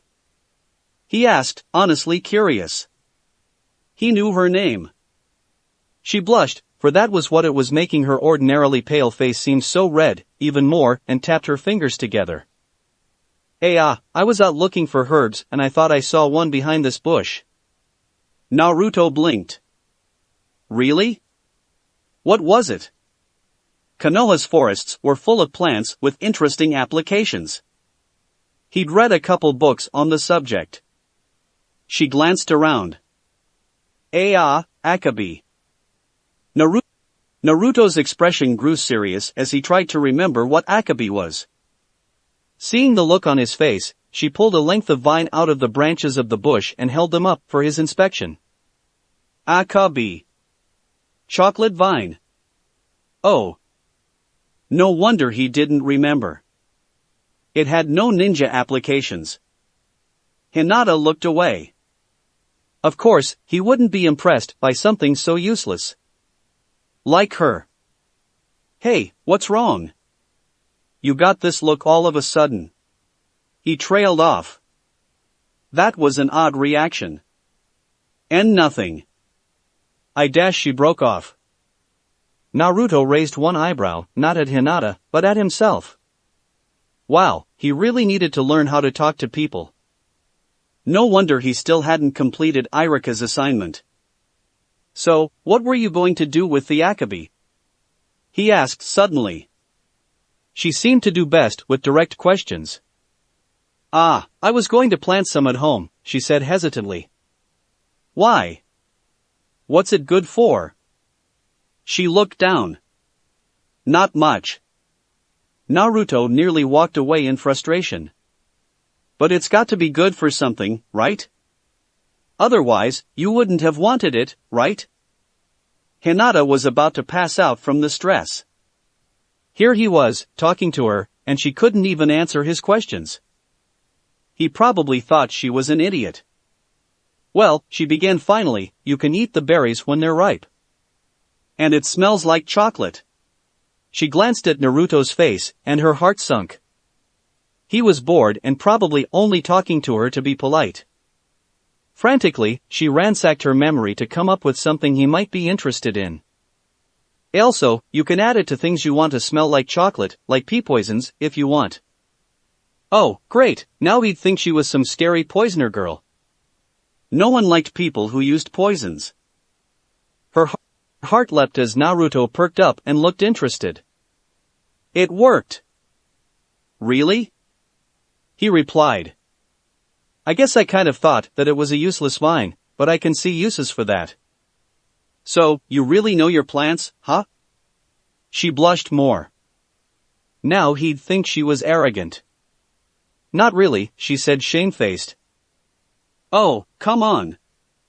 You knew what Akabi was, that's more than I know. Know any good local poisons?" Shyly, she nodded. There's a mold you can find sometimes that's really deadly dash. Naruto shook his head. Nah, I know that one, and it's too easily countered and too hard to concentrate. What I want is a nice paralytic poison, something that won't kill, but can stop. Hinata nodded thoughtfully. The best would be aconite, but it doesn't grow around here. I'd have to buy it, and it's too expensive. The grass village has some really good poisons, Hinata replied, but you'd have the same problem. Naruto nodded. Yeah, they have some good ones, or so I've read. And sand has some good ones, too, scorpion venom and snake types. Hinata remembered something she'd saw when reading about edible mushrooms. Ano, does it have to be a paralyzing poison? Because there's something called a tiger mushroom that you can sometimes find near Konoha. It causes severe pain and convulsions. Naruto blinked. Hey, that would work pretty good. Where can I find tiger mushrooms? Hinata poked her fingers together and blushed, but this time in pleasure. Damp, shady places, mostly, just like other mushrooms. They have dark stripes like a tiger on their undersides, but they're pale white on top, just like a lot of other types. Naruto smiled at her. He smiled at her. Hey, thanks, Hyuga-san. I'm going to get something to eat now. Good luck on finding herbs. Giving her a jaunty wave, he jogged away towards Konoha. Less than a minute later, he smacked himself in the forehead and turned around again. This time, however, he couldn't find the Hyuga girl. Warily, Naruto watched the dark-haired girl in class. She was quiet. Really, she said less of meaning to her classmates than he did, and up until recently, Naruto had never been anything but frivolous. She was a mystery wrapped in an enigma wrapped in something he really didn't understand. Hell, she seemed to be the most powerful of all the kunoichi, not that, admittedly, that was saying much. Her grades were good, but not as high as Sakura's perfect scores. Ino was better at civilian blending skills, but Hinata wasn't ignorant. And when it came time for sparring, she seemed to have lightning reflexes for taijutsu. Her chakra control seemed nearly perfect, as well. But then she'd nearly invariably lose on points. Weird. It was almost as if Naruto's eyebrow raised. She wasn't really trying. Fascinating. What reason could she have for hiding her abilities? He knew why he did it. But something about the brief conversation he'd had with him didn't seem right. So, time for more research. A week later, he had to admit, he hadn't learned much. His Henso no Jutsu was useful for following her around without being noticed, but she seemed basically impossible to follow without being seen whenever she left public areas, almost like she had eyes in the back of her head. Once, she seemed to go to the training grounds, but when he happened to show up, she was nowhere to be found. And the rest of the time, she was in that damned high-walled place she called home. No way to sneak in there. But he'd learned a few things. The Hyuga were an old, rich, powerful clan. The oldest, the richest, the most powerful in Konoha. And, they had a bloodline limit, the Byakugan, which enabled them to see much better than any other shinobi, save possibly the Uchiha, which explained why it was so damned hard to follow her. Lastly, she seemed to be just about the most insecure person he'd ever met. He developed a theory that the reason she didn't try wasn't because she didn't want to tip her hand, it was because she was somehow afraid. Which didn't make any damned sense. Okay, the time for intel gathering was past. Time for an assault. Ayano, you wanted to meet me out here, Naruto-kun? She asked weakly. 1,000 scenarios had run through her head since he'd asked her to help him find the tiger mushroom after school. Yeah. Like I said earlier, I can't seem to find a tiger mushroom anywhere around here. He scratched the back of his head and chuckled lightly at his own stupidity. Really, he hadn't even tried. You've got that amazing vision thing, right? What's it called? Ah, it's called the Byakugan. It's the Hyuga clan bloodline limit. Of course, I'll use it to help you find the mushroom. She was flattered he'd even asked. Lead the way, oh beautiful Hyuga princess, he intoned, bowing low. Thump. Hinata? What the hell? A minute later and some not completely kind slaps to her cheeks brought her back around. I'm so sorry, really. I'm really terribly sorry about that, she exclaimed, horribly embarrassed. God, she was annoying. No, it's okay. Why did you faint, anyway? Eep. Rolling his eyes where she couldn't see them, he shook his head. Ah, never mind. If it makes you that uncomfortable. Anyway, onward to the mushrooms. For a while, he let her search in peace, watching curiously as she formed seals and channeled chakra to her eyes, making her vision seem freakishly intense. She would point out groups of mushrooms, and he'd obediently go and investigate, though so far they hadn't found a rare tiger mushroom. So, what's your family like? Naruto asked. What? She asked in shock, dropping her technique. Sorry, I was just curious and wanted to know some more about you. I don't have a family, you know, he replied offhandedly. She dropped her head. I know, she whispered. He picked up on her mood. It's not great, but it's not too bad. I mean, it'd be nice to have a mother or father, I guess. She nodded, slowly. I lost my mother when I was very young. I miss her, sometimes. Finally, some answers. And your father? She took a while before replying. Father is the head of the entire family. He is very strict. Interesting word choice. Yeah, I guess it'd be nice, but it is kinda nice to not have someone always nagging at me. She bobbed her head, then resumed her search. A little while later, he tried a more direct approach. Hey, Hinata? Yes? She asked softly. You seem like you could be a really good fighter, but you always lose your sparring matches. Why is that? She blushed. I am really not very good at fighting. He gave her a puzzled look. But you could be. You're faster than anyone else with your hands, I've seen you. You should be kicking ass. I can't, she replied helplessly. But why? He pressed, getting irritated. She wrung her hands in consternation. I just can't. That's not an answer, he pointed out reasonably. I'm just not like you, okay? She snapped. I want to be like you, I want to try like you, but I can't. Naruto blinked, stunned, then, before he could help himself, laughed. Mortified, she turned and bolted. Shit. This wasn't going according to plan. He'd already put a lot of energy into this, and he wasn't going to see it wasted just because of some weird girl. He bounded after her. Fortunately, while Hinata had lightning-quick punches, she was only an average runner, and Naruto managed to catch up to her and tackle her from behind. They fell into a skidding roll, and he suddenly found himself with a wildcat in his arms. She flailed about frantically, and her blows, while glancing, hurt more than they had a right to. Hinufata, wait ow. A minute. Stop your OWW hurting me. He gasped, trying to keep the panicking girl from escaping. Her own breath seemed to be coming in hitches and sobs, and her struggles, if anything, were getting stronger and faster. Finally, in desperation, he let go with one hand, taking the stinging blow to his chest in favor of a nice overarm swing that bonked his fist off the top of her head. She went limp in his arms.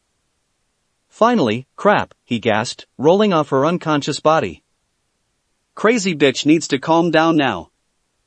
After a moment to get his breath back and massage feeling back into the places she'd hit, he rubbed his head. Alright, now what? Hinata awoke to another series of stinging slaps to her cheeks, and she gasped and struggled to sit up. However, there seemed to be someone in bright orange clothes sitting on her chest, and her arms were tied behind her back, and her feet seemed to be tied together as well. Naruto.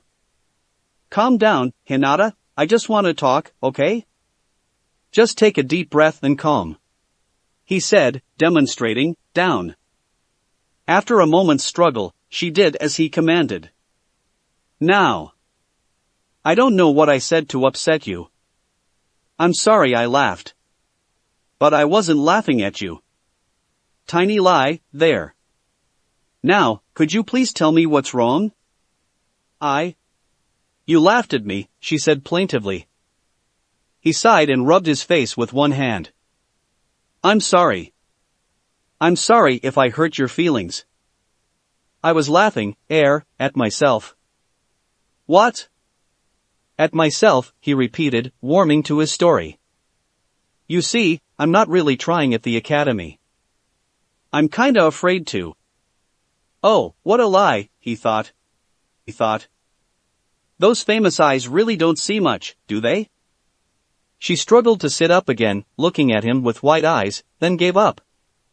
Afraid? Why? Of what? She asked, shocked. He shrugged, because, honestly, he didn't know what to tell her.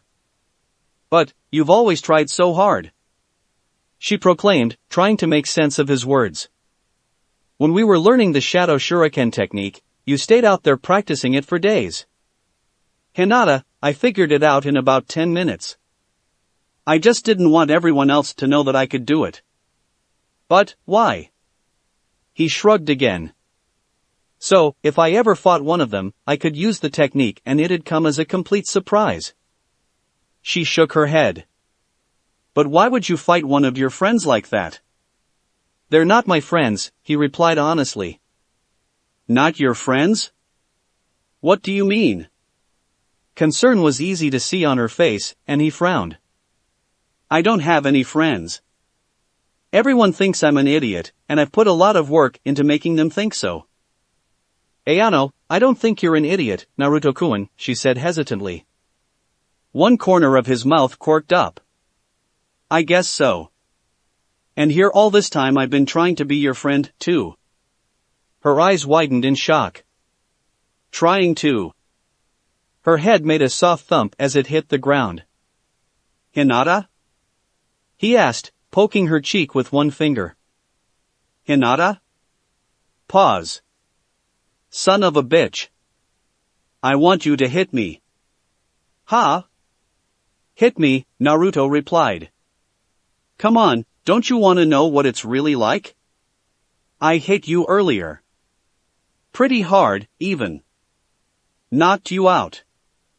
So hit me. But, I don't want dash, she began. Come on, Hinata, you'll never know what you can do if you don't ball up that fist and hit someone with it. He jumped in front of her and stood unguarded. Come on. Hit me, right here, he said, tapping his jaw.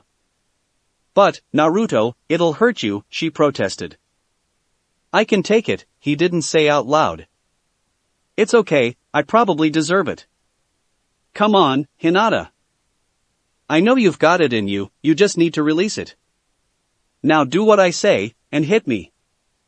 Dubiously, she clenched her fist and looked first at it, then at him.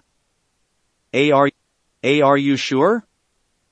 Come on, free shot. I won't hate you, I won't get mad at you, in fact, nothing would make me happier than for you to hit me. So come on. He tapped his jaw again, then settled his stance, bracing himself. Hit me. She raised her fist, then half lowered it, fear writ plain on her face. We've really got to work on your following instructions. Hit me. Slowly, Hinata raised her fist again, took a deep breath, and swung like a cobra striking out at a mongoose. Suddenly the world was all in gray, and he was looking at it sideways, the grass covering about half his vision, and Hinata moving frantically, calling out to him in some sort of weird, frantic, totally silent way. Hey, he protested weakly. You hit me in the ear. Blackness. It turned out, there were a whole host of problems with being friends with a Hyuga. For one, Naruto was basically persona non grata to the Hyugas, who prided breeding and class almost as much as they prided power. And after one pointed comment to Hinata one evening, just from a shopkeeper whom Naruto had once dumped a powder made from poison ivy leaves on his hanging laundry, it became clear that just his presence could hurt Hinata's standing. So he avoided her in public, and she took his explanation well enough, though she looked sad. Another, and rather more difficult to solve, issue, was that she was expected to train at her home nearly all of her time outside the academy, which he'd already knew, but hadn't considered. Although, it wasn't like he wanted to spend a whole lot of time around her, but he had certain obligations he needed to fulfill if he was going to solve this tremendously difficult problem Ibiki-san and Irika-sensei had given him. Naruto didn't complain, though. He could see the utility. There almost certainly would come a time when he'd have to make friends, either to gain an ally, or deceive an enemy. Too bad he had no talent for making friends. But, hey, he could fake it. So, he listened to her dreary problems. He sat through her blushing, stammering explanation of why she looked up to him, which took an hour longer than it had a right to. He discovered that she actually had a long-standing interest in him and would often keep track of his movements and activities, to a level that, quite frankly, scared the hell out of him at first, though he quickly warmed to the possibilities inherent in a Hyuga ally. At some length he realized that where most girls in his class had an infatuation with Sasuke Uchiha, Hinata had a mad romantic crush on him. He nodded seriously when she told him that she was the weakest member of the Hyuga, and how her father wouldn't acknowledge her. And while he listened, he thought. And came to a conclusion. Everyone's looking for something. Figure out what that something is, and offer it to them, and you have power over them. Power that can be used for all sorts of interesting things. This was why everyone was so upset that he didn't understand why he needed friends. And, really, that was kind of a childish, silly thing to think. By not having friends, he was limiting the heights he could reach as a ninja. Naruto had some things he wanted to do. Things he would need friends for.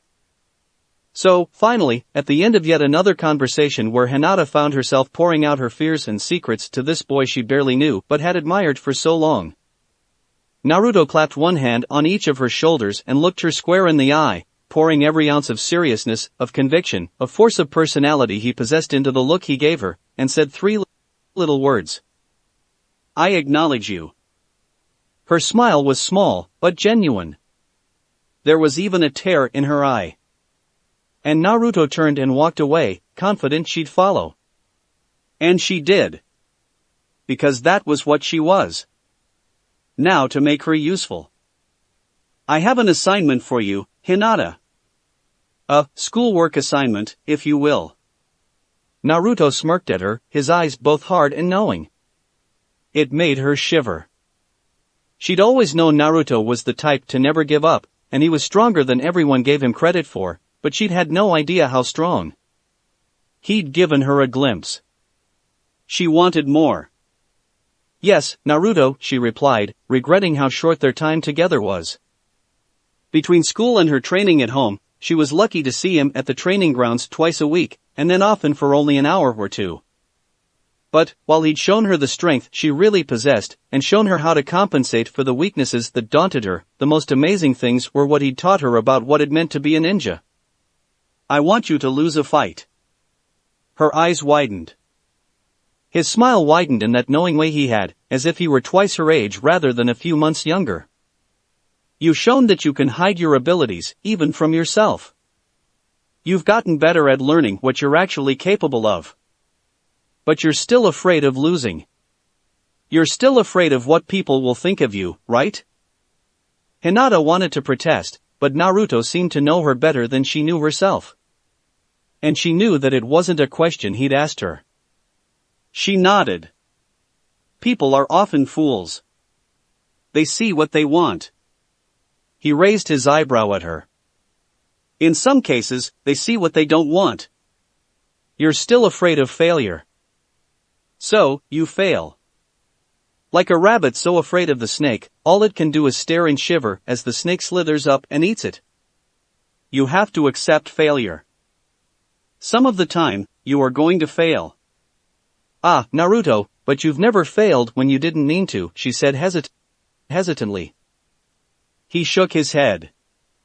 Actually, Hinata, I've failed a number of times. And I was really close to failing what I've been told is the most important lesson a ninja can learn. What's that?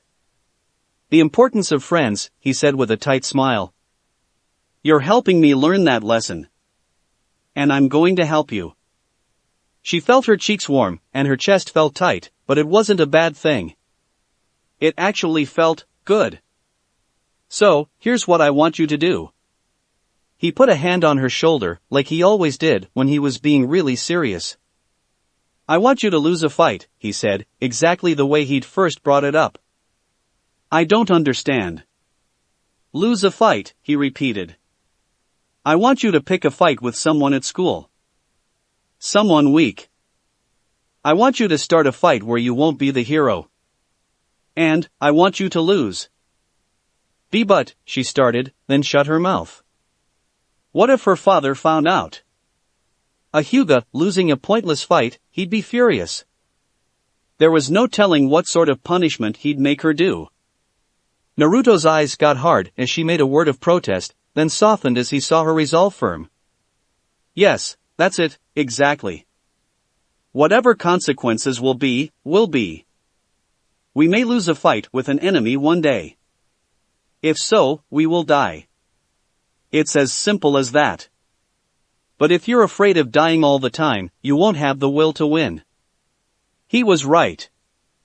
Wordlessly, not trusting herself to speak, she nodded. She would do it. Because Naruto told her to, and Naruto was always right. Now, let's spar. Show me you know how to lose, and make it look good. She nodded, then paused. I think I made a mistake yesterday. When I beat Shikamaru in that taijutsu spar, she explained softly. He looked surprised, and he had shifty eyes. I think he suspects I've gotten better. Naruto rubbed his nose. I was wondering about that, I watched the whole match. I don't think it's an issue, Shikamaru isn't very strong, but if you say he looked suspicious, I'll keep an eye on him. She blushed in pleasure. Naruto hadn't been disappointed in her. Now, come at me like you hate me. There were collective gasps from all around her, students who couldn't believe that Hinata, the shyest girl in class, had just said that to Ino, the loudest. What? Ino spluttered, shocked beyond thought for a moment at the insult coming from Hinata of all people. But never mind who, it was what she said that pissed her off. Beside her, Sakura and Suki, a brunette who lived down the road from her family shop, also bristled at the comments, unsure who it had been directed at. But it was Ino who'd responded first. Oh no, this was incredibly hard. She didn't have anything against Ino. But she'd gotten scared the first day, and while Naruto hadn't said anything, she could feel his disapproval burning into her as she'd walked home. And today, when Ino had been squabbling with Sakura and Suki over some imagined trait of Sasuke, she'd just blurted it out. Now she wanted to sink into her chair. The eyes of the entire class were boring into her, but only one mattered. She briefly locked gazes with Naruto. He had a smile. I asked what you said, Hinata, Ino repeated, her voice low and dangerous. Or don't you have the guts to say it to my face? Taking a deep breath, Hinata steeled her nerves and mustered disdain into her voice. Sorry, I didn't realize you were deaf and stupid. I said, will the blonde screeching harpy Uchiha fangirl ever sit down and shut up? Which wasn't what she'd really said, having actually referred to all the stupid Uchiha fangirls. But since Ino made herself a target, she could paraphrase. Wow. It was really kind of neat watching the flicker of changing expressions on Ino's face as she went from pissed to completely irrational in the span of about 5 seconds. You bitch. Ino screeched, her voice hitting those high registers she was infamous for when she got mad. Hinata winced theatrically and dug a finger into her ear. All right, I apologize. You can keep looking like an idiot as you throw yourself at Sasuke all you want. Just shut up, please, no one wants to hear it. Several people around her, all male, chuckled appreciatively. Two were looking at her with raised eyebrows, and one was Shikamaru. He looked, it was hard to say, smarter than usual. Ino spluttered in fresh rage, then lunged abruptly. She barely made it 3 feet before people around her grabbed her and held her back. Hinata yawned, covering her mouth politely, and turned away as if bored. It took a moment, because her heart was pounding, but, with a struggle, she managed to resume her usual blank expression. "Hey! Don't you look away from me, you bitch!" Ino cried, visibly struggling with her attackers. Hinata didn't bother looking around, but as a Hyuga, her peripheral vision was extraordinary. "What the hell is wrong with you, Hinata?" Ino forcibly calmed herself, then turned catty. "I guess even little Miss Prissy gets pissy that time. Hinata winced inside. She didn't want to hurt Ino. But she had a mission. She could feel bad about it later. Maybe she'd even be able to make it up to Ino later. Instead, she shook her head slowly. "No, Ino, only little girls let their bodies control them," she replied, putting enough disdain in her voice at little girls as she turned and looked at the blonde that there was no doubt who she was referring to. "But I guess it is amusing that everyone around you knows when you're in that time," she added mockingly. "I'm gonna kick your ass," Ino screeched, and lunged anew. Surprisingly, Hinata felt herself warming to the exercise. She gave Ino a full-force look from her Byakugan. "You could never touch a Hyuga, Yamanaka. These eyes miss nothing. Like the padding on your chest." There were scattered snickers at that, but most of the class was looking at Hinata like she'd grown a second head. She wanted to wilt under the mutters and the glares. Apparently, she'd succeeded in more than just getting Ino mad enough to want to fight. "You and me. Right here," Ino called, and Sakura actually let go of her friend's arm. Hinata shrugged as if it didn't matter. "Nah. I'd want a challenge. Besides, Irika-sensei will be back soon. After class, then, bitch. I'll be there." Irika walked back into a class abuzz with tension. He tried to figure it out, but other than some hostile glances here and there, directed, as near as he could tell, at no one in particular, he ended up passing it off as kids being kids. The rest of the day was pure torture for Hinata. She had to fight Ino later today. And she had to lose, and lose badly. Yesterday, it had just been Naruto's disapproval she had to deal with. But today, everyone hated her.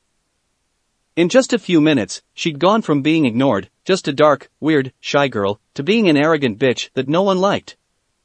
Even Naruto wait. Yes, he did look at her.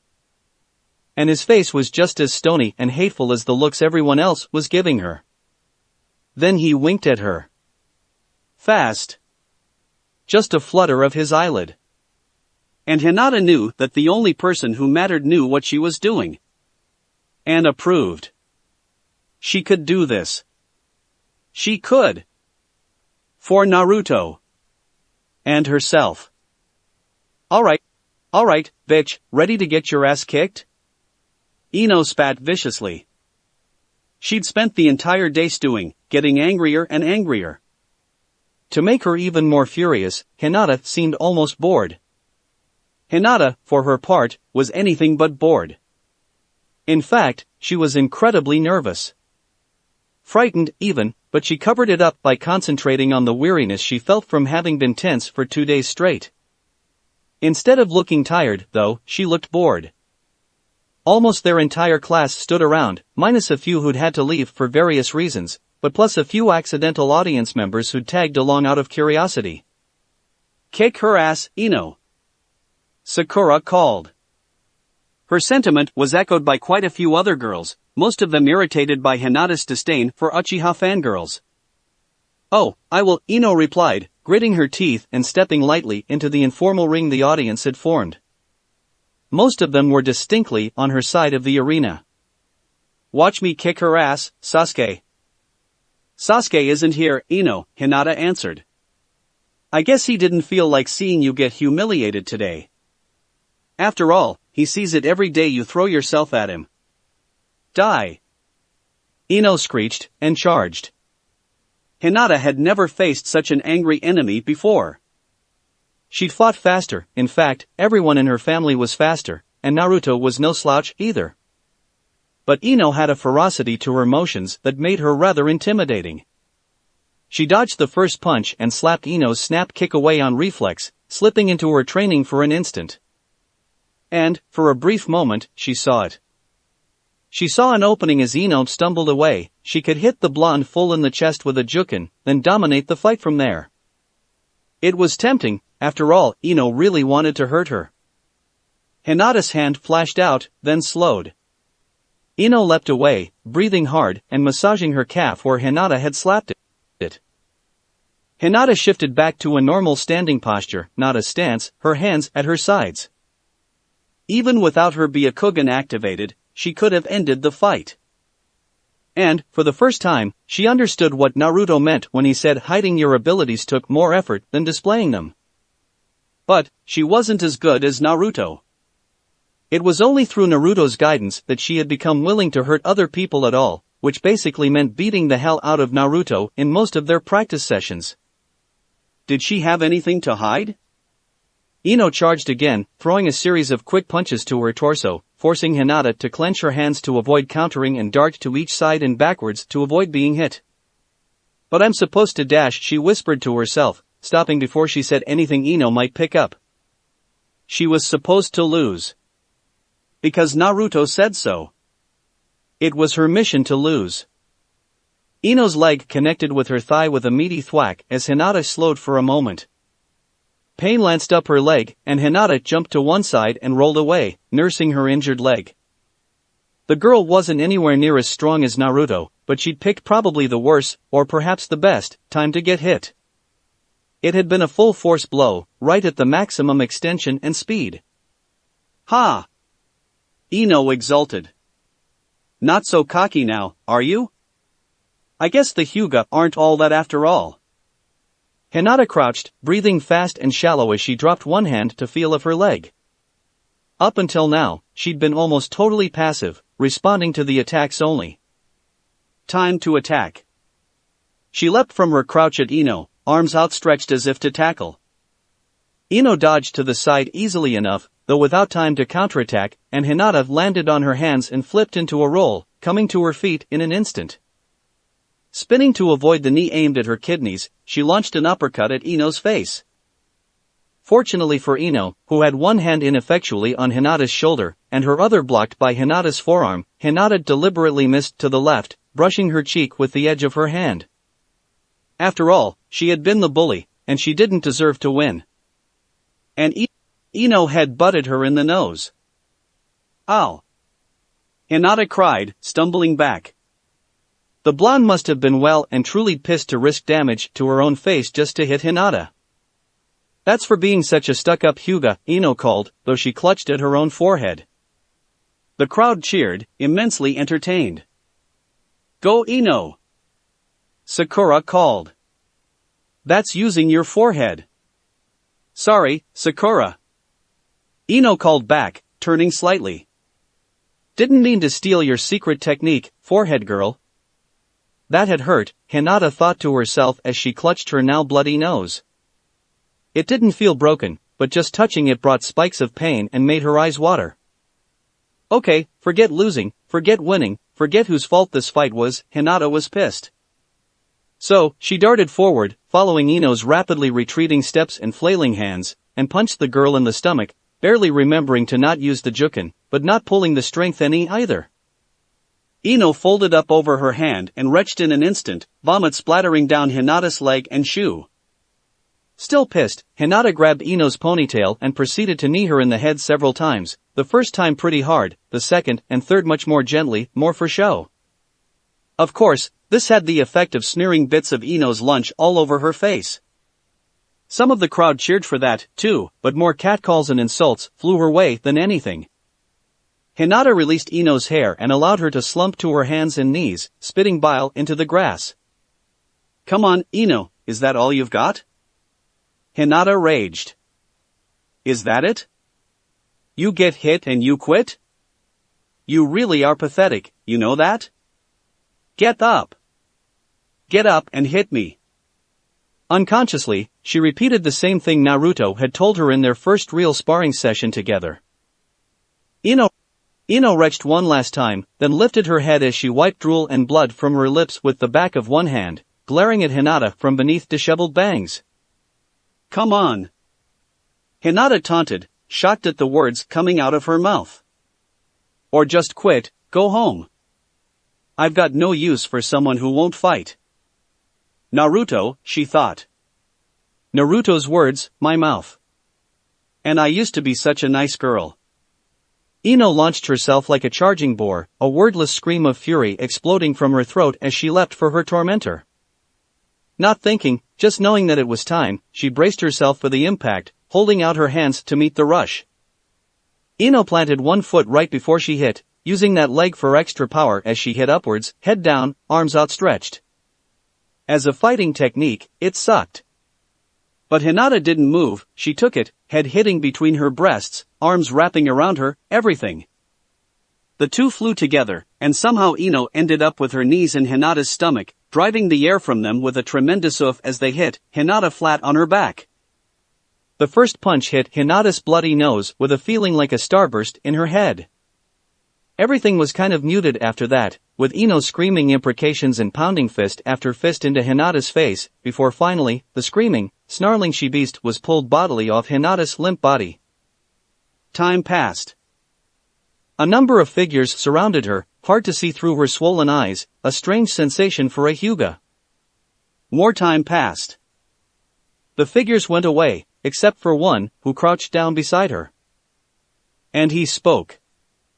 Today, I watched a girl do the hardest thing I've ever seen. Everyone wants to be the hero. Everyone wants to be right. But sometimes, we need to do things that aren't right. Because they have to be done. It takes a lot to be a bad guy when you don't mean it. It takes a lot to lose when you have to. Today, I watched a girl, a silly, blonde thing obsessed with boys and her hair, walk away from a victory, her bloody face held high in pride. She's probably never known a victory before. You gave her that, Hinata, and no one will ever know it but me. He paused, and bent down closer. Hinata wasn't sure, her lips seemed swollen and numb, but he may have kissed her. She'd have blushed, but her cheeks were turning an ugly shade of blue not suitable for blushing. Yours will be other victories. For now, enjoy your defeat, and know it was right. Moaning softly, Hinata allowed him to pick her up and carry her to the hospital. Naruto's kiss burned on her lips. Chapter 3, People Lie, 3. Her father was furious, of course. For 3 weeks solid, he had her training from the moment she got out of the academy until she passed out from exhaustion. Of course, much of the training involved him or her little sister beating the crap out of Hinata. Perversely, Hinata knew her father would actually be pleased with the strides she'd made. But she wasn't going to give him this satisfaction. A plan had formed in her mind. She was going to get through this. She was going to suffer every closure of her tenketsu, every juken strike, every 4-hour session stabbing 2-fingered strikes into the carefully labeled tatami target dummy that had to be replaced twice daily, training sessions that left her arms feeling like jelly and her head swimming. She was going to take the look on her little sister's face, the little sister she adored, the look that told her how disappointed she was in her big sister. And when she got through it, she was going to see Naruto again. She had seen failure.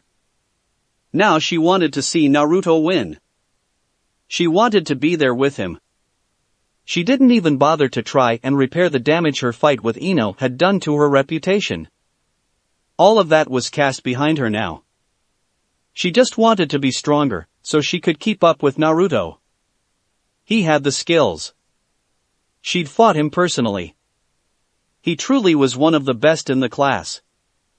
She wanted to say the best, but even Naruto had impressed upon her that he didn't truly know how he compared in skill to, say, Sasuke. He just knew he'd win any initial confrontation with anyone of their level.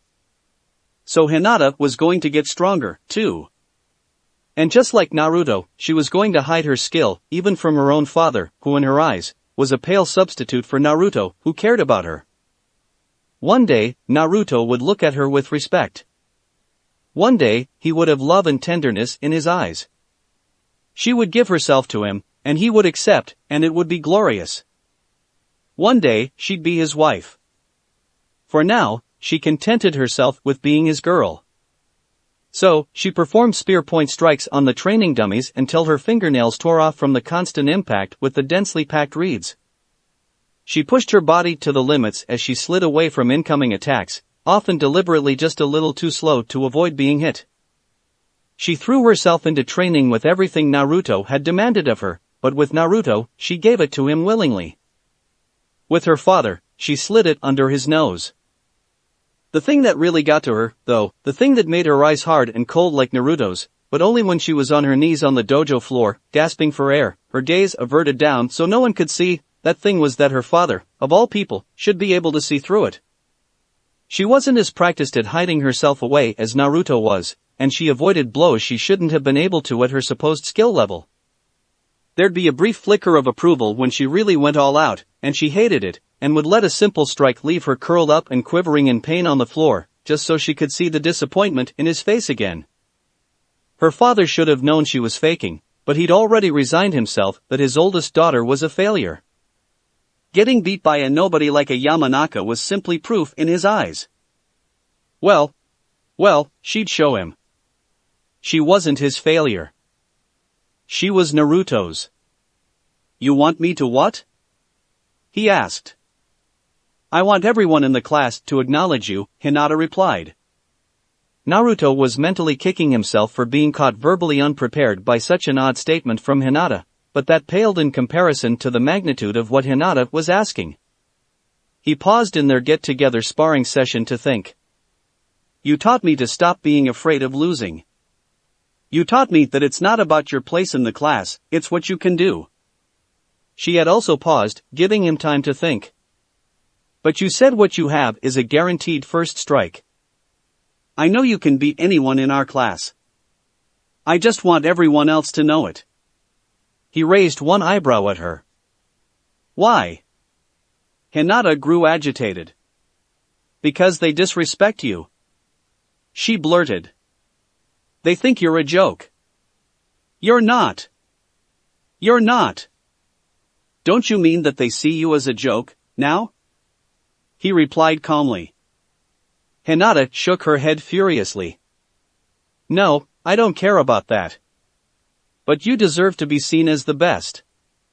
The best, huh? What would it be like, to be like Sasuke? Hated by nearly every boy in class? Fawned about by little girls with the most ridiculous crushes? But no, pretty much everyone would hate him for suckering them so completely, and again for having the gall to beat their precious Sasuke. He'd be unveiled. Rivals would spring up out of nowhere. No, better to stay anonymous. Naruto shook his head. No, Hinata, revealing myself would be pointless. We are shinobi, we keep secrets. Even from each other. But your grades. You're still getting low scores, she protested. What if they decide that you're not good enough to graduate, even though you're so skilled? Naruto smiled slightly and nodded. You're right, but you don't have to worry about that. The right people know. They won't fail me. But dash. No, Hinata, he interrupted darkly. Her insistence had dropped past cute and into rebellion in an instant. Her mouth shut with an audible click of teeth, and she realized she had overstepped her bounds. I am sorry, and Naruto. She gasped. I just wanted dash, her words choked off as her throat grew tight. His expression scared her. He gave her a measured look, leaving her trembling. After a long moment, he reached out and put his hand on her shoulder. She tried hard not to flinch, but couldn't quite stop a single shudder, which she was sure he noticed. We'll wait. We'll bide our time. You'll show what you can do when the time is right. His eyes bored into hers. She gave him a hesitant, quivering nod. And for another long minute, he looked at her, almost as if he was trying to decide something. She'd have been afraid, but she knew him. She could see he was thinking about her, and even if he was angry, he was thinking about her. Finally, he spoke up once more. "Hinata, I'm your friend, right?" "Yes," she exclaimed quietly. "And you are my friend," he said thoughtfully. She nodded firmly. She didn't know where he was going with this, but she agreed. "There's someone I'd like to meet you." Hinata was a Hyuga. That meant she didn't have to keep glancing sideways at her companion as they walked the streets of Konoha. She could see her perfectly well out of the corner of her eye, even without activating the Byakugan. Naruto was an entirely new creature. She walked boldly and confidently, jutting her chest out and swaying her hips with an easy confidence Hinata had never possessed. She smiled at everyone they passed, and everyone smiled back. People waved, and she waved back. Some people even seemed to know her, and once she exchanged brief greetings with a shopkeeper selling fresh produce. Only one person knew Hinata by name, and that was Mizuki, their academy instructor. He paused to say hi, and gave Naruto several interested looks as they exchanged easy greetings before Naruto begged forgiveness and led Hinata away. Mizuki, a chunin, had no idea that the lovely young girl was really one of his own male students. Hinata was impressed. Even as a girl, Naruto was greater than she was. The thought didn't bother her. But Hinata was still surprised at Naruto's solution to his self-imposed restriction on being seen with her in public. Hinata had actually wanted him with her anyway, but he'd insisted that her reputation was a valuable commodity and not to be squandered on unnecessary things like being seen together. Whatever that meant. Sometimes Naruto said things so profound they mystified her. And Naruto laughed and joked with her. Like young girls did with each other all the time. Except Hinata, who had never really done things like that. But she soon found herself drawn into easy banter, somehow managing to hold up her end of the conversation while Naruto deliberately rambled on about the best places to get ramen in Konoha. Their journey carried them approximately a third of the way into Konoha, not far at all, to a nondescript apartment building 2 streets away from a main road. Most of the residents of the place were older, married couples with decades together that had lived in Konoha all of their lives, who hadn't bought real houses for various reasons. "He likes this place because of that, you know," Naruto said cheerfully. "Every single civilian living in this building has a long history here, with few trips outside Konoha and none outside the fire country at all. A few shinobi live here, too, mostly administrative types. Quiet, serious types, the backbone of our infrastructure. Everyone who lives here is easily monitored for loyalty and has very routine schedules. It makes them easier to keep an eye on." Hinata nodded. "It sounds like this person takes security seriously." Paranoia, of course, being a silly way of describing what was a very real issue for ninja. "He's very important in a not very well-liked section of Konoha's shinobi," Naruto replied with evident pride. "He was the first person to ever," well, Naruto said thoughtfully as he thought, "acknowledge me." The door to the entrance hall was not locked, but Hinata caught glimpses of several eyes peeking at them, and knew that a number of people hidden behind curtains and blinds had noted their arrival. "These people stick together," Naruto said aloud, noticing Hinata's darting glances as she somehow followed the furtive activity going on all around them. The arrival of 2 cute girls who have never been seen before but seem to know where they are going will provide gossip and speculation for weeks. But why would anyone want to live around gossips? Hinata wondered. Naruto shrugged, the motion setting her pigtails waving. Most are just civilians. The ones who aren't gossip in ways that keep the important stuff private. Or so I'm told. I haven't learned long-term infiltration techniques yet. You probably won't get a chance for quite a few years, either, a voice said from behind them both. Your talents as a fighter mean you're not likely to ever be picked for a lengthy infiltration. Even if you do seem proficient with the appropriate jutsu. Hinata squeaked and whirled. But there was no one there. She glanced at Naruto, but the blonde girl was also glancing around, trying to spot the voice's owner, apparently also without success. "Hinata," Naruto said quietly. Nodding, she formed seals. "Byakugan." The world exploded, and she perceived everything at once. Hyuga vision was unique, with a much wider field of vision and the ability to focus on any part of it with perfect clarity. After channeling chakra to the eyes, however, the field of vision wrapped around their entire body, and she gained the ability to focus on more than one thing in more than one place at a time. It took only a few seconds to spot the chakra, and only a little more concentration to see the entire man, wrapped in chakra which obscured him, as he stood casually to one side of the hall. Hinata spun in place, looking in the opposite direction, more at Naruto, if one was to judge by which way her eyes looked. Her hands blocked from the stranger by her own body, she crooked a finger into a hook, pointing at him through her body. Naruto nodded, then dropped his transformation, becoming a boy once more. "Hello, Ibiki-san," he said formally, directing his words at the empty air.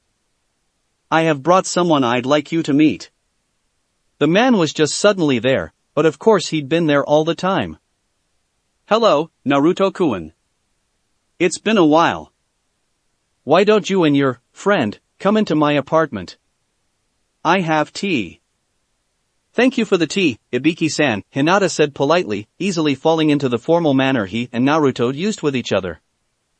"You are welcome, Hyuga-san," he replied, sitting down at his table with the two of them after having poured the tea. "I'm glad you came. I have been hoping Naruto would find someone appropriate to become friends with for quite some time now." Hinata blushed faintly. "It is an honor, sir." Ibiki turned to Naruto, who looked faintly uncomfortable, at least to someone who knew him as well as Ibiki. "I thought a lot about what you said," Naruto blurted. Ibiki raised an eyebrow, but said nothing, keeping his face that same silent, cool visage that broke countless numbers of his guests. Quickly schooling his expression to hide his nervousness, Naruto declined to continue, turning instead to his guest. "Hinata-chan, you asked a question earlier about my real abilities. Ibiki-san knows what I can do better than I do. Please explain what I have advised about your father and sister." Giving him a doubtful look, she nevertheless sipped her excellent tea and cleared her throat nervously. Ibiki gave her an encouraging smile, though the effect was ruined by his horrifically scarred face. But despite her misgivings about spilling such a private issue with someone she'd just met, Ibiki was someone who awed even Naruto. She didn't know exactly who he was, but he must be special. So, she explained her difficulty with the Hyuga family training. How her little sister, despite her age, was able to defeat, and indeed hurt her, in sparring sessions. And how her father had dismissed her as a failure. Ibiki didn't offer any sort of comment while he listened, and Hinata found herself admitting more and more, though nothing she hadn't told Naruto. In fact, the scarred man listened to her with the same quiet intensity that Naruto did. She could see that he was special to Naruto. She outlined Naruto's plan for her to gain ascendancy amongst her family, hiding her abilities until she was overwhelmingly stronger than those thought of as her betters. Then, after displaying her true prowess, her father would be humbled by her deception, and the upset amongst her family hierarchy would give her plenty of opportunities to secure her place. Ibiki sipped at his own tea. That is indeed a plan Naruto would advise. He is quite fond of deception tactics designed to make the enemy underestimate you. Naruto winced. Yes, though I believe those tactics are the most appropriate in both mine and Hinata-chan's situations. Why? We've discussed my situation before Naruto began, but was interrupted. Elaborate for your friend. Naruto paused, then took a deep breath and looked at Hinata. In my situation, the villager and many ninja are hostile for an unknown reason. I do not understand why.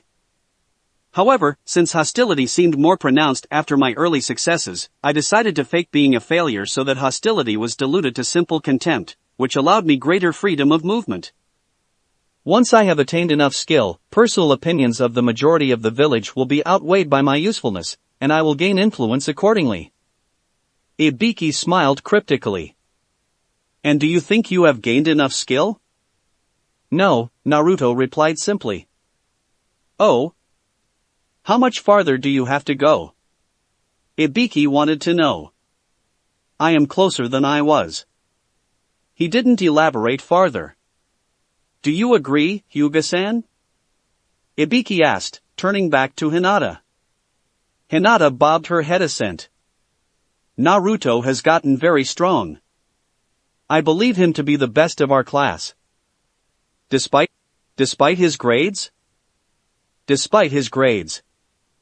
And do you think he is not yet strong enough to gain the respect of his peers, despite the aforementioned unexplained hostility?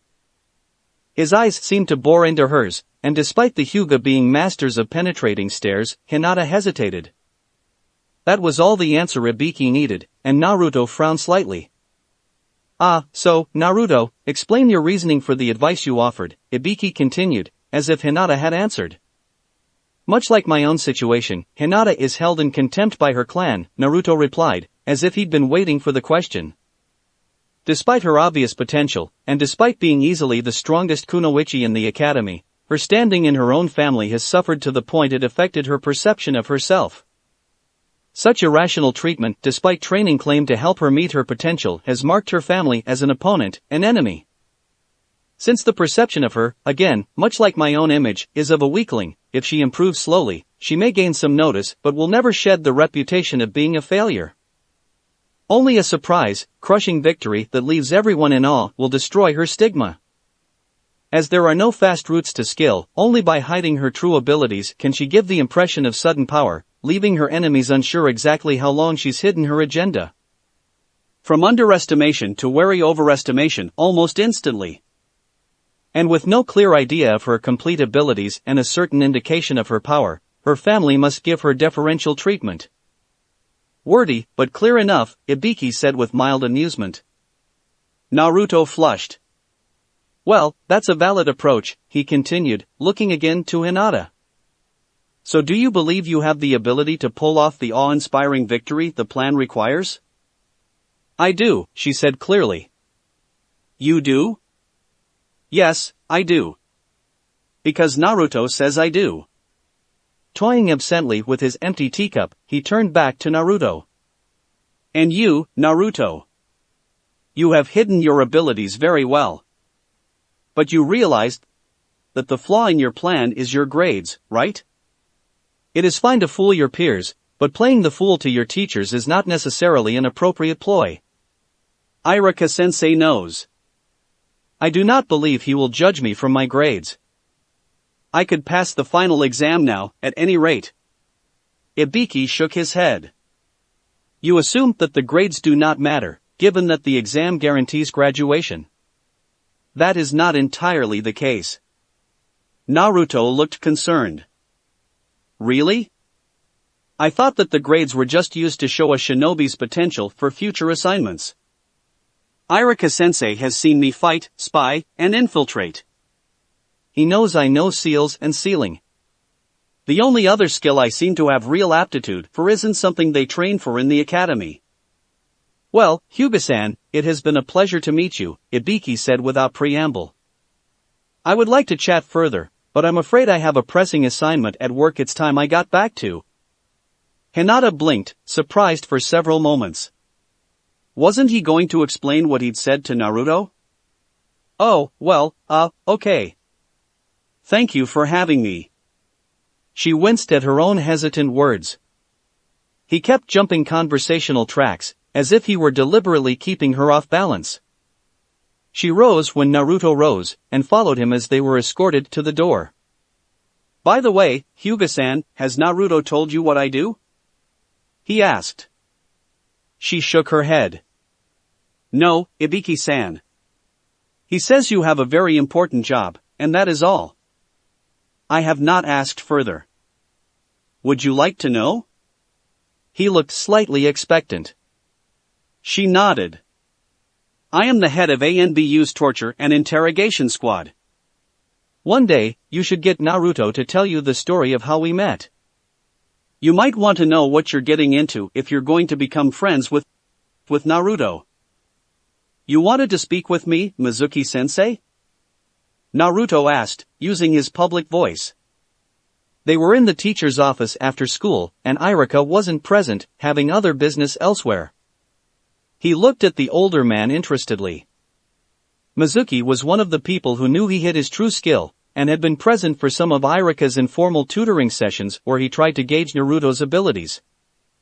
Mizuki tapped the edges of a stack of papers until they made a neat pile, then laid them on his desk in a tray. I have a special assignment for you, Naruto. Naruto nodded brightly. He liked special assignments. Some of them were hard as hell, but he'd learned valuable information from every special assignment he'd ever been given. And he'd never given up, he'd completed them all. Ibiki wasn't completely satisfied with the results of his mission to make friends, but at least he was talking to him again. Your grades are horrible, Naruto. You know that. I don't know if you are aware of it or not, but grades have a lot to do with your final assignments as a shinobi, not just passing the academy. Students particularly gifted at math are training in business, finance, or cryptography. Students with tracking skills often get assigned to teams designed to make maximum use of those skills. And grades are our way of determining those skills. You know I've deliberately failed those tests, though. Mizuki nodded. Yes, we're aware that you're much more than you appear to be. If we had a column in our gradebooks for deceiving and manipulating classmates, teachers, and all of Konoha, well, I'd be the first to mark down in a dot. Naruto allowed himself a small grin. Mizuki grinned back, although his was a great deal more rueful. I'll admit it, kid, you're the best I've ever seen at infiltration your age. You even had me fooled for the longest time. He paused. But, you're so good, no one who hasn't seen your abilities would believe it. And teacher recommendations only go so far. Any jonin looking to take a genin team will look at grades first. And yours are so bad most of them are going to just look right over you. Ah. That was what Ibiki had meant.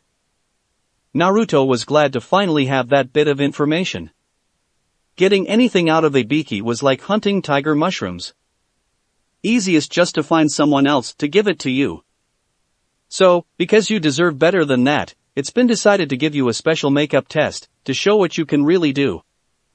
This will ensure you get picked by a jonin sensei based off your real skills, so you need to do your best. He gave Naruto a cryptic smile. But you shouldn't have any trouble. After all, this is a solo mission, and your goal is to be unobserved. No one to break cover to. Naruto frowned. That sounded a bit condescending. Mizuki noticed his expression, then hastened to explain. You're getting a mission based on a simple mission type. Locate and retrieve. There is a scroll of powerful jutsu in the Hokage Tower, that is your target. Your goal is to sneak in, get the scroll, verify that it does contain jutsu, get out, and return it to me. For the purposes of this mission I will be a sleeper agent, going about my daily life. Your primary goal is to get the scroll to me without compromising my identity. Your secondary goal is to avoid compromising your identity.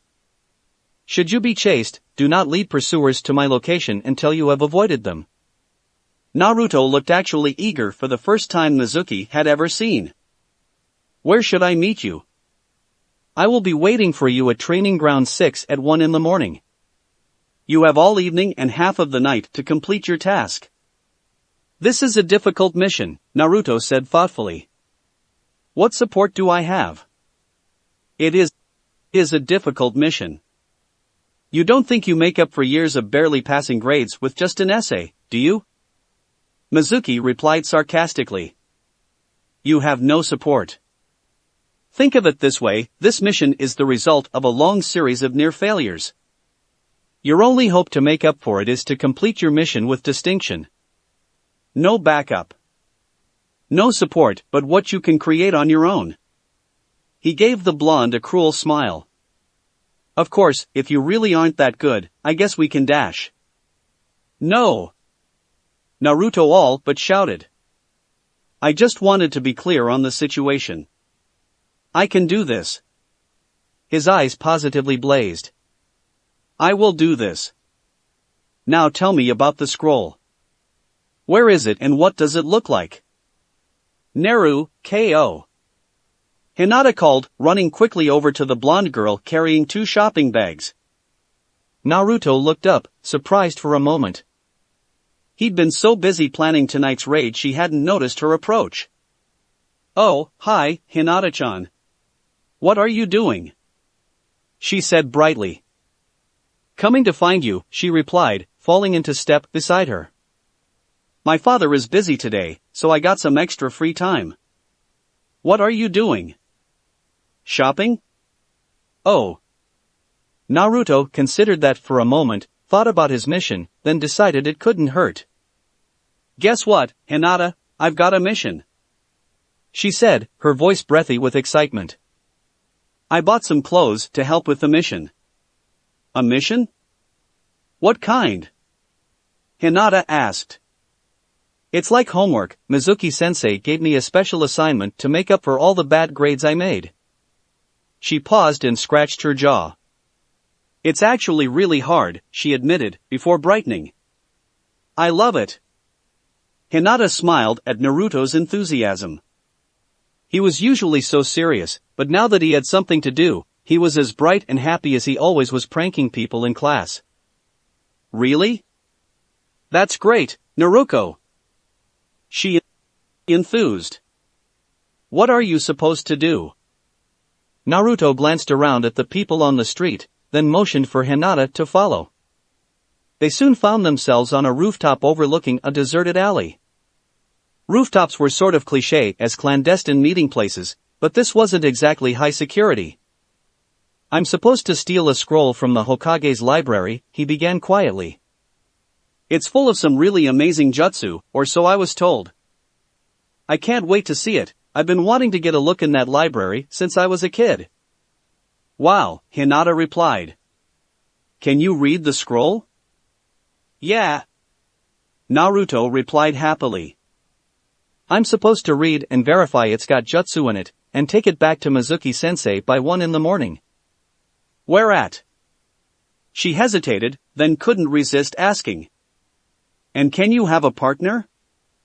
Horror. A partner with Naruto. It was everything she dreamed of. Training Ground 6. But no, sorry, this is a solo mission, he said apologetically, and Hinata was struck by the difference it made for him to have an important assignment. He'd never been so friendly. So alive. I wish I could have you, too, he continued, and Hinata nearly fainted. He wanted to have her with him? I could really use a backup to distract the guards, and a big part of the mission is making sure that no one follows me back to Mizuki-sensei.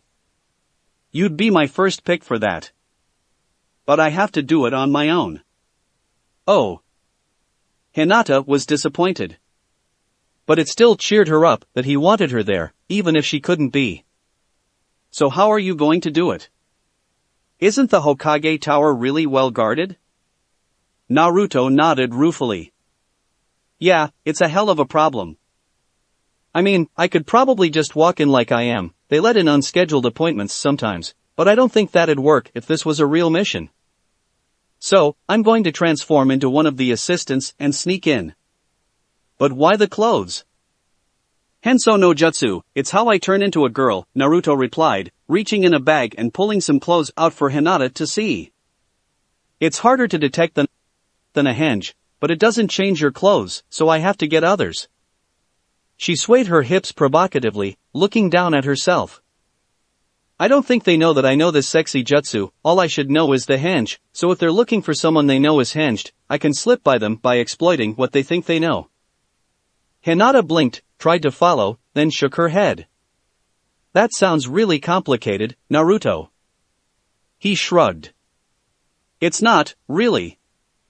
I've already picked one of the administrative workers there. I've got clothes just like hers. I'll change my appearance so I look just like her, and I should be able to sneak in just fine. What about getting out with the scroll? Naruto winced. Okay, that, I'm still working on. Hinata wandered the streets aimlessly, sticking close to the tower. She was excited, for Naruto, bored, because Naruto wasn't with her, and happy, because she wasn't stuck in the Hyuga compound all evening again. What a great day! She cheered silently when the tower suddenly burst into a silent buzz of activity, masked ninja flickering in and out so fast she honestly couldn't follow some of them. That only meant one thing. Naruto must have succeeded. Surprisingly, a stern voice ANBU in a frowning lizard mask appeared in front of her almost immediately.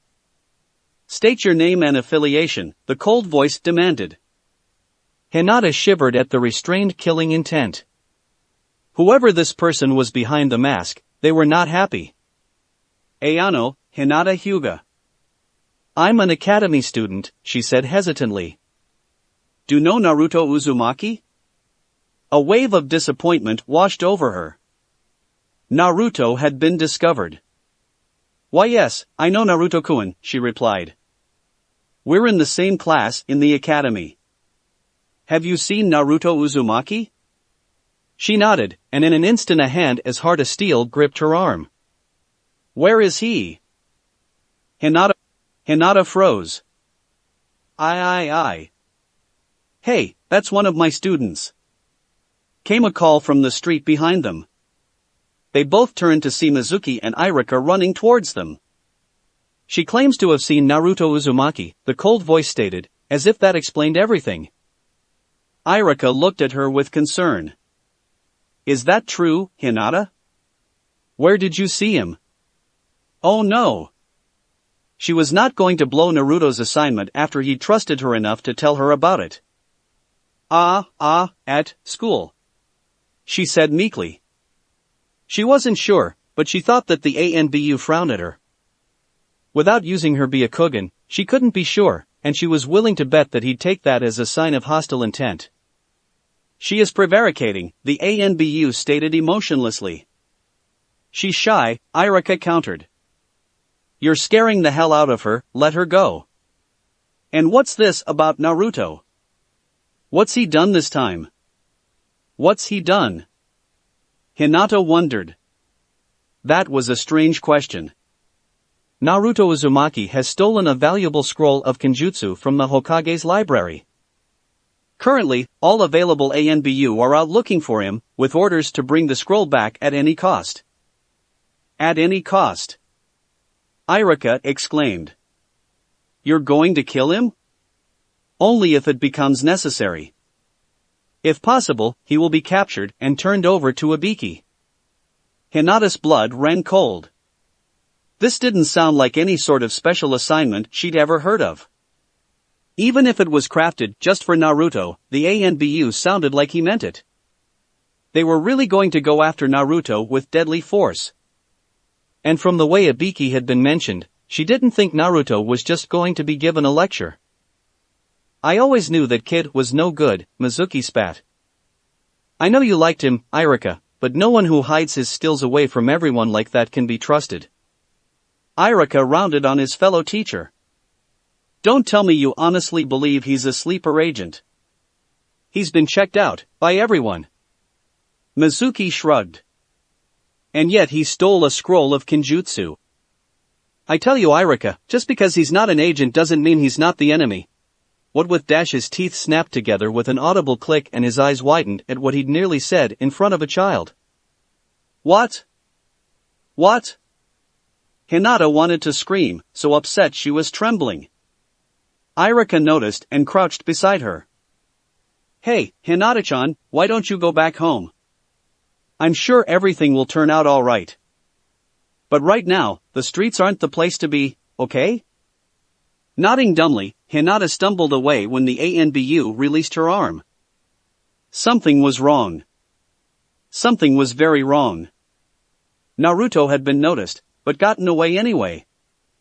But now ANBU were hunting him with deadly intent and their teachers weren't saying anything about an assignment to steal the scroll. It just wasn't right. Naruto, she whispered. Naruto needed to know this. Naruto would know what to do. Activating her Byakugan, she scanned her surroundings for any pursuers as she carefully slipped through the streets of Konoha, heading for Training Ground 6. She'd never moved so fast before, but she'd never been so scared. She practically flew through the woods, her short hair ruffling like mad in the breeze of her passage. It didn't take all that long before she arrived at the training ground, but Naruto was conspicuously absent. Even the Byakugan couldn't find him. "Naruto?" she called quietly, slipping through the trees surrounding the area. There was no answer. Afraid to call louder, she resigned herself to the fact that he wasn't there. But she had no chance at all of finding him if he was hiding elsewhere. She'd just have to hope he managed to avoid ANBU long enough to make it there.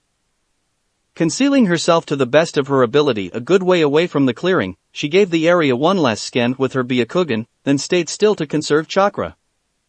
It was going to be a long wait. "Wow! This jutsu is amazing," Naruto exclaimed quietly to himself, so caught up in reading the scroll he momentarily forgot he was hiding. Chagrined, he popped his head above the thick camouflage cloth and glanced around nervously. It had gotten dark while he'd read, and he hadn't noticed because he'd been reading by the light of a tiny pocket flashlight beneath the concealing cloth. Today was the best day ever. A fascinating mission, difficult, but possible, and he'd pulled it off and gotten out without being caught. And now, he had this scroll of the most incredible jutsu he'd ever heard of to study. Unfortunately, nothing really made much sense. Most of it was variations on jutsu he'd never heard of, and while he could read the instructions, they were useless if you didn't know the originals. The flaming mud katan/doton jutsu looked like a really powerful offense, but he didn't know any katan or doton jutsu, much less the A ranks he needed. But there were so many techniques, although most of them were sealing jutsu. Here was one for sealing someone's soul, although the warnings that it invariably meant death for the user made him skip it over in favor of learning something more useful.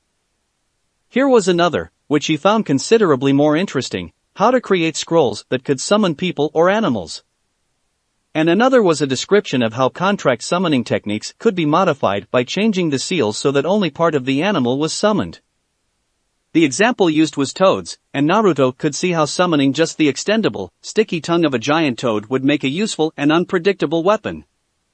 But he didn't have a summoning contract, so the point was kind of moot. He didn't spend much time reading the jutsus after he realized that he wouldn't be able to use them. But the best one he'd found was the first one on the scroll. Kagebushin no Jutsu. A real clone who could fight and act and camouflage you while you fought. That was so perfect it might have been made for just him. And he could actually learn it. Dismissing everything else the scroll offered, Naruto had fell to studying with a will. And, with a start, he realized it was almost time to meet Mizuki. With regret, knowing that the scroll still had much to offer, he rolled it back up and hung it on a cord behind his back. The mission was what was important, after all. Slowly and carefully, he picked his way through the blackness of the forest, making his way to Training Ground 6. There was no one there. Good. He was early, anyway. It'd give him another few minutes to read over the other jutsu. He had just sat down at the edge of the woods when a faint call reached his ears. "What? Hinata?" he asked, replied. "What are you doing here?" "Naruto," she hissed, her agitation making her louder than she wanted to be. "Something isn't right. I came to find you." His blood ran cold, and for a moment everything dwindled to a point. Something wasn't right. "I was near the Hokage Tower when they discovered that you'd stolen the scroll," she explained, creeping close to him silently in the darkness. "What?" he exclaimed. "Me? They knew who I was?" "They asked for you by name," she confirmed. "And ANBU started questioning me when Irika-sensei and Mizuki-sensei showed up. ANBU are looking for you, and they'll use deadly force if you resist. And if they catch you, they're going to give you to Ibiki-san." Naruto's breath caught in his throat. "Looks like resisting is the best option, then," he said faintly. Her heart broke to see Naruto so off balance, but he had to know. "Irika-sensei and Mizuki-sensei didn't say anything about your mission. They even said you were an enemy of Konoha. Betrayed. Lied to. Manipulated. Naruto. Naruto. She hissed frantically, shaking him roughly. Someone's coming. With a start, Naruto realized he had missed the last several minutes, caught up in a murderous rage. Shrugging off Hinata's hand, he stalked into the clearing just as the other man arrived. Naruto-kun. The man called. Every word, every syllable out of the man's mouth grated on Naruto's nerves. Good job. I do believe you've passed. Mizuki added, walking closer, seemingly unconcerned. The fact that the man was still breathing was an affront to Naruto's sensitivities. You lied to me, Naruto said quietly. Eh? He stopped, looking at the boy. You lied to me, Naruto repeated, louder. You lied, and you betrayed me. The last came out high-pitched, almost like a whine. Mizuki jumped back, warily. Figured it out, huh? Not bad. He smiled cruelly. But not good enough to pass. You're entirely too late now. Why? Naruto cried, his voice anguished. Why would you and Irika-sensei do this? I trusted you. I trusted you. He wailed. Mizuki laughed. For a smartass, you're pretty dumb, ain't you? I wanted the scroll, obviously. So I conned you into getting it for me. Easy. He chuckled again. All I had to do was dangle a special assignment in front of you and you jumped in head first. You may be pretty smart, kid, but you're so wrapped up in how intelligent you are that you forgot something. Naruto was trembling, and one hand slowly felt its way behind his back, reaching for the hilt of his poisoned wakizashi. Mizuki gave him a look of pure contempt. This is a ninja village. You think you're the only one hiding something? Fool. And now, since you've brought me the scroll, managed to get all the blame placed on yourself, and are now all alone here in the woods, just like you are the rest of the time. I'll kill you, take the scroll, and anyone finding your corpse will decide that you passed it on to enemy ninja, but were betrayed and killed to tie up loose ends. He smirked, pulling a huge shuriken from a bundle on his back. Maybe you could learn something from your sensei, if you paid attention once in a while. Now die. He hurled the shuriken at Naruto's torso. Naruto dived to the side, then sprang at his hated enemy, his dripping blade hidden in the darkness as he lunged, trying to bury it in Mizuki's throat. Mizuki slapped his hand aside, and his follow-up punch bounced off the wide blade of another shuriken that Chunin readied. He slashed with the oversized blade in return, overpowering Naruto's block and scoring a slight cut on his forearm. Naruto's counter kick slapped satisfyingly into Mizuki's thigh, but did little real damage as Naruto scrambled backwards, throwing a handful of regular shuriken at the Chunin, who blocked easily with his huge version. Mizuki whirled his arm, throwing the shuriken at Naruto, who again dodged hastily, but didn't ready another one instantly. Naruto charged, then jumped high for all he was worth as the blade, guided by a wire, looped through the air and returned, nearly taking his leg off as it passed. Mizuki caught it easily, then held it high as Naruto fell towards him, his curved blade ringing against the thick steel. And Mizuki lashed out with an elbow, catching Naruto in the ribs, sending him flying and causing him to lose grip on his blade. Too bad you never fought like that in class, Naruto? Mizuki said conversationally, catching the hilt of the tumbling knife. What the hell? Is this poison? He exclaimed once the smell of the thick gum on the blade hit his nose. You do have surprises up your sleeve, don't you? What else you got? Naruto gasped for breath, holding his stomach for a moment as he climbed to his feet. He eyed the Chunin warily. Yeah, I have a few left. Tell me what you think of this one. He formed a seal. Kagebushin no Judurk. He stared at the hilt of the knife, driven into his chest just below his collarbone. One last lesson, kid, Mizuki said, readying his shuriken. Don't give away your intentions in a fight. If you'd acted normal when I first showed up, you might have had a chance at me when I took the scroll. Naruto twitched violently and fell to his knees, feeling the poison of the tiger mushroom coursing through his body. Cramps seized his stomach, and bile spilled from his mouth, though he didn't have the muscle control to vomit. A scream built in his throat, but it came out as only a high moan. Mizuki stared at him dispassionately. Figures an evil little bastard like you would pick a nasty poison. I bet that hurts. Uwu Aowa. Naruto moaned, his arms and legs twitching violently as he hugged his stomach and writhed on the ground. Mizuki chuckled. This is actually kind of entertaining. I bet there are a lot of people in the village that would like to see you like this, demon. He chuckled. To think, I'd be the one to actually kill the Kyuubi no Kitsune. He cocked one ear at the boy moaning in agony. Oh, what's that? Something else you never figured out? Why everyone hates you? It's because you've got the nine-tailed fox in you, kid. You're evil. You're a demon. No one's ever figured out why the Hokage let you live. Naruto gasped something and squirmed on the ground. Mizuki bent lower. Huh? What's that, kid? What are your dying words? The blade of the second wakizashi wasn't poisoned, but it was over a foot of razor-sharp steel, and it went in and out of Mizuki's calf like it was butter. An involuntary, full-body twitch twisted the blade, and Mizuki's hasty hop away caused it to tear through the muscle and fly out of Naruto's hands at the same time. Ah! You little demon! I'll kill you!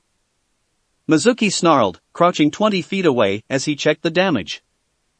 His Chunin vest produced a cloth bandage which he quickly wrapped around the wound, which bled badly.